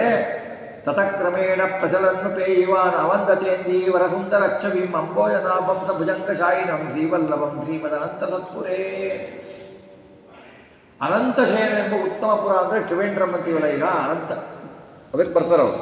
ಅಲ್ಲಿಂದ ಬಂದುಬಿಟ್ಟು ಅಲ್ಲಿ ಲಕ್ಷ್ಮೀಪತಿಯನ್ನು ಕಂಡುಬಿಟ್ಟು ಆಚಾರ್ಯರು ನಮಸ್ಕಾರ ಮಾಡ್ತಾರೆ. ಆಮೇಲೆ ತನ್ನ ಶಿಷ್ಯರ ಸಮೂಹಕ್ಕೆ ಪಾಠ ಹೇಳ್ಕೊಡ್ತಾರೆ. ಎಲ್ಲ ದೇಶಕಾಲಗಳಲ್ಲಿ ಪರಮಾತ್ಮನಿಗೆ ಅಚ್ಯುತ ಅಂತ ಏಕೆ ಹೆಸರು ಅಂದರೆ ಅಚ್ಯುತನಿಗೆ ಚ್ಯುತ ಇಲ್ಲ, ನಾಶ ಇಲ್ಲ, ಆದ್ದರಿಂದ ಅವನಿಗೆ ಅಚ್ಯುತ ಅಂತ ಹೆಸರು. ಅಚ್ಯುತ ಅನಂತ ಗೋವಿಂದ ಅಂತ ಯಾಕಂತೀವಿ ಅಂದರೆ ನಾವು ಮಾಡಿದ ಕರ್ಮಗಳಲ್ಲಿ ಮಾಡಿದ ಪಾಪಗಳನ್ನು ನಾಶ ಮಾಡಲಿಕ್ಕೋಸ್ಕರ ಅಚ್ಯುತನ ಸ್ಮರಣೆ, ಆ ಪುಣ್ಯಗಳನ್ನು ಅನಂತ ಮಾಡಲಿಕ್ಕೋಸ್ಕರ ಅನಂತನ ಸ್ಮರಣೆ. ಗೋವಿಂದನಿಗೆ ಅರ್ಪಣೆ ಮಾಡ್ತೀವಿ ನಾವು, ಅಚ್ಯುತ ಅನಂತ ಗೋವಿಂದ. ಅದನ್ನೆಲ್ಲ ಗ್ರಹಿಸುವುದಕ್ಕೆ ಅನುಗುಣವಾಗಿ ಅವರಿಗೆ ಬ್ರಹ್ಮಸೂತ್ರಗಳಿಗಿರುವ ಅರ್ಥವನ್ನು ಹೇಳ್ತಾರೆ. ಅವನೇನು ಮಾಡ್ತಾನೆ? ಹೀಗಿದ್ದಾಗ ಹಿಂದೆ ಕಾಲಡಿ ಗ್ರಾಮದಲ್ಲಿ ಒಬ್ಬ ಆಚಾರ್ಯ ಹುಟ್ಟಿದ್ದ, ಶಂಕರಾಚಾರ್ಯನಾಗಿ. ಅವನು ಮಣಿಮಂತ ದೈತ್ಯ. ಆ ದೈತ್ಯ ಏನು ಮಾಡ್ತಾನೆ? ದ್ವೇಷ ಬರಲಿಕ್ಕೆ ಪುನಃ ಮತ್ತೆ ಕುದ್ಯಪುತ್ತೂರು ಅಂತ ಒಬ್ಬ ವಂಶ ಇದೆ, ಅದರಲ್ಲಿ ಹುಟ್ಟುತ್ತಾನೆ. ಅದರಲ್ಲಿ ಹುಟ್ಟುಬಿಟ್ಟು ಏನು ಮಾಡ್ತಾನೆ? ಆಚಾರ ಬ್ರಹ್ಮಸೂತ್ರ ವಿವರಣೆಯನ್ನು ಕೇಳ್ತಾನೆ ಬಂದುಬಿಟ್ಟು. ವದೋತ್ತರಂ ಬಾಧೆಯದೀಯ ಕುರ್ಮಹೇ ಭಾಷ್ಯಂ ಕೃತಿರ್ನಾನ್ನ ಹಿ ದಂಡವಾರಿತ ಜಗದ್ಗುರುನಾಮಿತಾಂ ಗುರೋರ್ಗಿರಂ ಜರನ್ನಮಸ್ತೋ ವಿನನಂದ ಸಸ್ಮಿತಂ. ನೀವು ಶಂಕರಾಚಾರ್ಯ ಬರೆದ ಬ್ರಹ್ಮಸೂತ್ರ ಭಾಷ್ಯವನ್ನು ಖಂಡಿಸ್ತಾ ಇದ್ದೀರಾ? ನೀವು ಭಾಷ್ಯನೇ ಬರೆದಿಲ್ಲ, ನೀವೇ ಖಂಡಿಸ್ತೀರಾ? ನೀವು ಒಂದು ಖಂಡಿಸ್ಬೇಕು ಅಂದರೆ ಭಾಷೆ ಬರೀಬೇಕು. ನೀವು ಬರಿದೇನೆ ಮಾಡಲಿಕ್ಕಾಗಲ್ಲ. ಹೀಗೆ ನಮ್ಮ ಪುರಾತನ ಸಂಸ್ಕೃತಿನ ಯಾಕೆ ಹೇಗೆ ಮಾಡ್ತಾ ಇದ್ದೀರಾ ಅಂತ ಹೇಳಿದ್ರು ಆಚಾರ್ಯರು ಹೇಳ್ತಾರೆ, ಹಾಗೇನು ಇಲ್ವಲ್ಲ, ಎಲ್ಲಿದೆ? ನಾ ಭಾಷೆ ಬರಿಬೇಕು ಅಂತಂದು, ನಾ ಭಾಷೆ ಬರೆದವರು ಅಷ್ಟೇ ಖಂಡಿಸ್ಬೇಕು ಅಂತ ಎಲ್ಲಿದೆ? ನಾನೇನು ಹೇಳ್ತಾ ಇದ್ರೆ ಅದಕ್ಕೆ ನೀನು ಸಮರ್ಥನೆ ಕೊಡು, ಅಲ್ವಾದಲ್ಲಿ ಖಂಡಿಸು ಅಂದಾಗ ಎಲ್ಲ ಆಚಾರ್ಯರು ಎಲ್ಲ ಸೇರುವ ಪಾಠದ ಶಿಷ್ಯರೆಲ್ಲರೂ ಆಚಾರ್ಯರು ಅಂತಾರೆ. ಹೌದು, ಕರೆಕ್ಟ್ ಹೇಳಿದ್ದೆ, ಆಚಾರ್ಯ ಹೇಳ್ತಾ ಇದ್ದಾರೆ, ನಿನಗೆ ಸಮರ್ಥನೆ ಇದ್ದರೆ ಅದನ್ನು ಖಂಡಿಸು. ಅದಕ್ಕೆ ಯಾಕೆ ಅದೆಲ್ಲ ನೀನು ಹೇಳೋದೆಲ್ಲ ಆಗೋದಿಲ್ಲ ಅಂತ ಹೇಳಿದ್ರು. ಆವಾಗ ಅವನೇನು ಮಾಡ್ತಾನೆ? ಅವನು ಸಿಟ್ಟು ಬರುತ್ತೆ. ಸಿಟ್ಟು ಬರುತ್ತೋ ಅವನು ನಿಮ್ಮ ಆಚಾರದಲ್ಲಿ ಯಾವುದೇ ಲಕ್ಷಣ ಇಲ್ಲ ಅಂತ ತೆಗಿತಾನೆ ಮಾತು. ನೋಡಿ, ಯಾವಾಗ ನಿಮ್ಮ ಶಾಸ್ತ್ರ ಬರಲಿಲ್ಲ, ಲಕ್ಷಣಗಳ ಬಗ್ಗೆ ಬಂದ, ಆಚಾರ ಲಕ್ಷಣಗಳ ಬಗ್ಗೆ ಬಂದ. ಆ ಲಕ್ಷಣಗಳಿಗೆ ಅವನು 32 ಲಕ್ಷಣ. ಯಾವ ಆಚಾರ ಲಕ್ಷಣ ನೋಡ್ಬಿಟ್ಟು ಇವರು ಮಹಾಪುರುಷ ಇದ್ದಾನೆ ಅಂತ ಹೇಳ್ಬಿಟ್ಟು ಎಲ್ಲ ಶಿಷ್ಯರು ಇವರು ಮಹಾಪುರುಷ ಇದ್ದಾರೆ ಆಚಾರ್ಯರು, ಎಲ್ಲ ಲಕ್ಷಣ ಇವೆ, 32 ಲಕ್ಷಣ ಇವೆ ಅಂತಂದಾಗ ಅವ್ರ ಕಡೆಯವರು ಬಂದ್ಬಿಟ್ಟು ಏನು ಹೇಳ್ತಾರೆ ಅಂತಂದರೆ, ನಮ್ಮ ಆಚಾರ್ಯರು ಚೆನ್ನಾಗಿದ್ದಾರೆ ಅಂದರೆ ಅವರ ಆಚಾರ್ಯ ಯಾವ ಲಕ್ಷಣವೇ ಇರಲಿಲ್ಲ. ಆದರೂ ಕೊನೆಗೆ ಏನು ಹೇಳ್ತಾರೆ? ನಮ್ಮ ಆಚಾರ್ಯರ ಪುಷ್ಟ ಬಹಳ ದೊಡ್ಡದಾಗಿದೆ, ಚೆನ್ನಾಗಿದೆ ಅಂತ ಹೇಳ್ತಾರೆ. ಆವಾಗ ಆಚಾರ್ಯ ನಟ್ಟು ಬಿಡ್ತಾರೆ. ಅದು ಅವಲಕ್ಷಣ, ಅದನ್ನೆಲ್ಲ ಹೇಳೋಗಿಲ್ಲ ಶಾಸ್ತ್ರದಲ್ಲಿ. ನೀವು ದೇವರ ಮುಂದಿನ ಲಕ್ಷಣ ಹೇಳಿ, ನೀವು ಅದನ್ನೆಲ್ಲ ಹೇಳಬಾರದು ಅಂತ ನಗ್ತಾರೆ. ಆವಾಗ ಅವರಿಗೆ ಅವಮಾನ ಆಗತ್ತೆ. ಆವಾಗ ಏನು ಮಾಡ್ತಾರೆ ಅಂದರೆ ಅವರು ಸ್ವಿಗ್ದೂಷಣಾನಿ ಪ್ರತಿಪಾದಯತ್ಯಲಂ ಸಂಪೂರ್ಣ ಸಂಖ್ಯೆಸ್ಯತು ಲಕ್ಷ್ಮಶಾಶ್ವತಃ ತದ್ದಂಡ ಸಂಕಂಡನ ಶಂಶ್ರಮಂ ಯದಾ ತದಕ್ಷ ಮೋಸೌ ಪ್ರಕೃತಿ ವಿನಾಸತಾಮ್ಯ. ಆವಾಗ ಏನು ಮಾಡ್ತಾರೆ, ಮಧ್ವಾಚಾರ್ಯರು ಹೇಳತ್ತು ಅವಲಕ್ಷಣ ಅಂತ ಹೇಳತ್ತು ಏನು ಮಾಡ್ತಾರೆ ಅಂದರೆ, ಇವರಿಗೆ ಏನು ಮಾಡಿದ್ರೆ ಅವ್ರು ಸೋಲಿಸ್ಲಿಕ್ಕಾಗಲ್ಲ. ಆವಾಗ ಏನು ಮಾಡ್ತಾರೆ, ನಿಮ್ಮ ದಂಡವನ್ನು ನಾವು ಮುರಿದು ಹಾಕ್ಬಿಡ್ತೀವಿ ಅಂತ ಹೇಳ್ತಾರೆ. ಆವಾಗ ಮಧ್ವಾಚಾರ್ಯ ಹೇಳ್ತಾರೆ, ನಿಮ್ಮ ಕೈಯಲ್ಲಿ ಏನೂ ಆಗಲಿಲ್ಲ, ಈಗ ದಂಡ ಮುರಿದೀನಿ ಅಂತ ಇದ್ದೀರಾ, ಪ್ರತಿಜ್ಞೆ ಮಾಡುವುದು ದುರ್ಜನರ ಸ್ವಭಾವ, ಇದು ಹೀಗೆ ಮಾಡಬಾರ್ದು ನೀವು ಅಂತ ಖಂಡಿಸ್ತಾರೆ. ಆ ನಿರಾಕರ ಶಕ್ತಿ ದಂಡವನ್ನು ಮುರಿಯುವಂತ ಪ್ರತಿಜ್ಞೆ ಮಾಡಿ ಮುಂದೆ ಹೋಗ್ಬಿಡ್ತಾರೆ. ದಂಡವನ್ನು ಮುರಿತೀವಿ ನಿಮ್ಗೆ ಬಿಡಲ್ಲ ಅಂತ ಹೇಳ್ಬಿಟ್ಟು ಅವ್ರು ಹೋಗ್ತಾರೆ. ಆಮೇಲೆ ಸ್ನಾತ್ವಾತ್ರ ತೀರ್ಥೇಶ ಚಿರೇಣ ಕನ್ಯಕಾ ತೀರ್ಥೇ ಸುತೀರ್ಥೇ ಸುಖತೀರ್ಥ ಅಪ್ಲುತಃ ಸಮುದ್ರ ಸೇತೌ ಚ ನಿಮಜ್ಜ ವಿಷ್ಣವೇ ಶ್ರೀರಾಮನಾಥಾಯ ನಮಶ್ಚಕಾರ ಸಹ. ಆಮೇಲೆ ಅನಂತಶೇಖರ ಪದ್ಮತೀರ್ಥಾದಿಗಳಲ್ಲಿ ಸ್ನಾನ ಮಾಡ್ತಾರೆ. ಕನ್ಯಾಕುಮಾರಿ ಕ್ಷೇತ್ರಕ್ಕೆ ಹೋಗ್ತಾರೆ. ಕನ್ಯಾತೀರ್ಥದಲ್ಲೂ ಆಚಾರ್ಯರು ಸ್ನಾನ ಮಾಡ್ತಾರೆ. ಅಲ್ಲಿಂದ ಸಮುದ್ರ ಧನುಷ್ಕೋಟಿನಲ್ಲಿ ಹೋಗಿ ದರ್ಶನ ಮಾಡ್ತಾರೆ. ಸ್ನಾನ ಮಾಡಿಬಿಟ್ಟು ರಾಮೇಶ್ವರದಲ್ಲಿರುವ ಶ್ರೀರಾಮ ದೇವ ಪ್ರತಿಷ್ಠೆ ಮಾಡುವ ಲಿಂಗ ರಾಮನಾಥನೆಂಬ ಹೆಸರುള്ള ನಾರಾಯಣನಿಗೆ ನಮಸ್ಕಾರ ಮಾಡ್ತಾರೆ. ಆ ಲಿಂಗದಲ್ಲಿ ಅಂತರ್ಯಾಮಿ ಶಿವನ ಅಂತರ್ಯಾಮಿಗೆ ನಾರಾಯಣ ಇದ್ದಾನೆ, ಹಾಗಾಗಿ ನಮಸ್ಕಾರ ಮಾಡ್ತಾರೆ. ಆವಾಗ ಏನಾಗಿತ್ತು, ಆವಾಗ ಮಾರ್ಗದಲ್ಲಿ ಹೋಗ್ಬೇಕಾದ್ರೆ ಒಂದು ತಮಾಷೆ ಆಗುತ್ತೆ. ಒಬ್ಬರು ಸನ್ಯಾಸಿ ಬರ್ತಾರೆ. ಸನ್ಯಾಸಿ ಬಂದು ಆಚಾರ್ಯ ಮುಂದ್ಗಡೆ ಹೋಗ್ತಾ ಇರಬೇಕಾದ್ರೆ ಅವ್ರನ್ನ ಕಾಣ್ತಾರೆ. ಆಚಾರ್ಯ ಹೇಳ್ತಾರೆ, ಇವನು ಅಸುರ ಸ್ವಭಾವ ಇದನ್ನೆಲ್ಲ ಅಂತ ಗೊತ್ತಾಗತ್ತೆ ಅವ್ರಿಗೆ. ಕರೀತಾರೆ. ಕರೆದು ಬಿಟ್ಟು ತನ್ನ ದಂಡ ಕೊಡ್ತಾರೆ. ಮೊನ್ನೆ ಹೇಳಿದ್ದೇವೆ ನಾನು ದಂಡ ಮುರಿತೀನಿ ಅಂತ, ಮುರಿ ಅಂತ. ಅವ್ರಿಗೆ ಗೊತ್ತಾಗ್ಬಿಡತ್ತೆ, ಅವನಿಗೆ ಗೊತ್ತಿಲ್ಲ ಅಂತ ಹೇಳಿದೆ. ನೀನು ಇದೇನಾದರೂ ನಾನು ದಂಡ ಮುರಿಲಿಲ್ಲ ಅಂದ್ರೆ ನೀನು ಸುಳ್ಳಾಡೋನು, ನಪುಂಸಕ, ನೀನು ಹೇಳಿ ಅಂತ ಬೈತಾರೆ ಆಚಾರ್ಯರು. ಅವಾಗ ಅವನೇನು ಮಾಡ್ಲಿಕ್ಕಾಗಲ್ಲ. ಏನು ಮಾಡಿದ್ರು ಅವನು ಬ್ರಾಹ್ಮಣರು ಕುರಿತು ಹೇಳ್ತಾನೆ. ಆಮೇಲೆ ಅವನು ಆ ಅಸುರ, ನೀವು ಮಧ್ವಾಚಾರ್ಯಕ್ಕೆ ತೊಂದರೆ ಕೊಡಿ ಅಂದ್ರೆ ಯಾರು ತೊಂದರೆ ಕೊಡ್ಲಿಕ್ಕೆ ಇಷ್ಟಪಡಲ್ಲ. ಯಾಕಂದ್ರೆ ಮಧ್ವಾಚಾರ್ಯ ಲಕ್ಷಣದೇ ಹಂಗಿತ್ತು. ಅವ್ರು ನೋಡಿದ್ರೆ ಜನ ಮುಗ್ಧರಾಗಿ ಅವರ ಆಕರ್ಷಣೆ ಆಗ್ತಾ ಇದ್ರು. ಅವರ ಸರಳ ಸ್ವಭಾವಕ್ಕೆ, ಅವರ ವಿದ್ವತ್ ಪ್ರಭೆಗೆ ಆಕರ್ಷಣೆ ಆಗ್ತಾ ಇದ್ರು. ಹಾಗಾಗಿ ಯಾರು ಏನು ಮಾಡಲ್ಲ. ಆಮೇಲೆ ಅವನು ಹೋಗ್ತಾನೆ. ಅವನು ಅಲ್ಲಿಂದ ಸೋತು ಹೋಗ್ಬಿಡ್ತಾನೆ. ಆಮೇಲೆ ಏನಾಗ್ತಾನೆ, ಪಂಡಿತರ ಸಭೆಗಳಿಗೆ ಆಚಾರ್ಯರು ಆಯಾ ಪಂಡಿತರ ಸಭೆಗಳಿಗೆ ಹೋಗಿ ಪಂಡಿತರನ್ನು ಸೋಲಿಸಿ ಜಯಪತ್ರಗಳನ್ನು ತಗೊಳ್ತಾ ಇರ್ತಾರೆ. ಅವರೆಲ್ಲ ಒಳ್ಳೆ ಸೂರ್ಯರಂತೆ ಪ್ರಕಾಶಮಾನರಾಗಿರ್ತಾರೆ ಆಚಾರ್ಯರು. ಹೀಗೆ ಇದ್ದಾಗ ಆಚಾರ್ಯರು ರಾಮೇಶ್ವರದಿಂದ ಶ್ರೀರಂಗಕ್ಕೆ ಬರ್ತಾರೆ. ಅಲ್ಲಿ ಕಾವೇರಿ ನದಿಯ ರಂಗನಾಥನನ್ನು ದರ್ಶನ ಮಾಡ್ತಾರೆ. ರಂಗನಾಥನ ದರ್ಶನ ಮಾಡಿ ಆಮೇಲೆ ಮುಂದೆ ಶ್ರೀರಂಗ ಕ್ಷೇತ್ರದಿಂದ ವಾಪಸ್ ಬರ್ತಾರೆ. ಬಂದುಬಿಟ್ಟು ಸುಬ್ರಹ್ಮಣ್ಯ, ಗಣಪತಿ ಮುಂತಾದ ದೇವತೆಗಳ ಪ್ರಸಿದ್ಧ ದೇವಾಲಯಗಳ ದರ್ಶನ, ಅಲ್ಲಿ ಆ ದೇವತೆಗಳಿಗೆ ಅಂತರ್ಯಾಮಿಯಾದ ನಾರಾಯಣನಿಗೆ ಆ ದೇವತೆಗಳಿಗೆ ನಮಸ್ಕಾರ ಮಾಡ್ತಾರೆ ಅಂತಂದ್ರೆ ಅವರ ಅಂತರ್ಯಾಮಿಯಾದ ನಾರಾಯಣನಿಗೆ ನಮಸ್ಕಾರ ಮಾಡ್ತಾರೆ ಅಂತ ತಿಳ್ಕೊಳ್ಬೇಕು. ದಕ್ಷಿಣದಿಂದ ಉತ್ತರಕ್ಕೆ ಬರ್ತಾರೆ. ಆವಾಗ ಒಬ್ಬ ಯೋಗಿ 30 ವಿಧವಾದ ವರಾಹ ಮಂತ್ರವನ್ನು ತಿಳಿದಿರ್ತಾನೆ. ಒಬ್ಬ ಯೋಗಿ, ಅಸಾಮಾನ್ಯ ಯೋಗಿ, ಅವರು 30 ವಿಧವಾದ ವರಾಹ ಮಂತ್ರವನ್ನು ಜಪಿಸಿರ್ತಾನೆ. ಅವನು ಬಂದ್ಬಿಟ್ಟು ಈ ಮಹಾಮಹಿಮೆಯನ್ನು ತೋರಿಸ್ತಾನೆ. ಅವಾಗ ಆಚಾರ್ಯ ಏನು ಮಾಡ್ತಾರೆ, 31ನೇ ಮಂತ್ರ ಹೇಳ್ತಾರೆ. ಅವಾಗ ಅವರಿಗೆ ಆಶ್ಚರ್ಯ ಪಡುತ್ತೆ, 30 ಮಂತ್ರನೇ 31ನೇ ಮಂತ್ರ ಹೇಳ್ತಾ ಇದ್ದಾರಲ್ಲ ಅಂತ. ಇದು ಒಂದು ಮಹಿಮೆ, ಇದು ಆಚಾರ್ಯದ್ದು. ನೀವೇನು ಹೇಳಿದ್ರು ಅದಕ್ಕಿಂತ ಒಂದು ಜಾಸ್ತಿ. ಯಾಕಂದರೆ ಅವರ ಸಮಯ ಯಾರು ಇಲ್ಲ. ಹಾಗಾಗಿ ಅವರು ದಾನದಲ್ಲಿ ಅವನಿಗೂ ಮೂಕನನ್ನಾಗಿ ಮಾಡ್ತಾರೆ.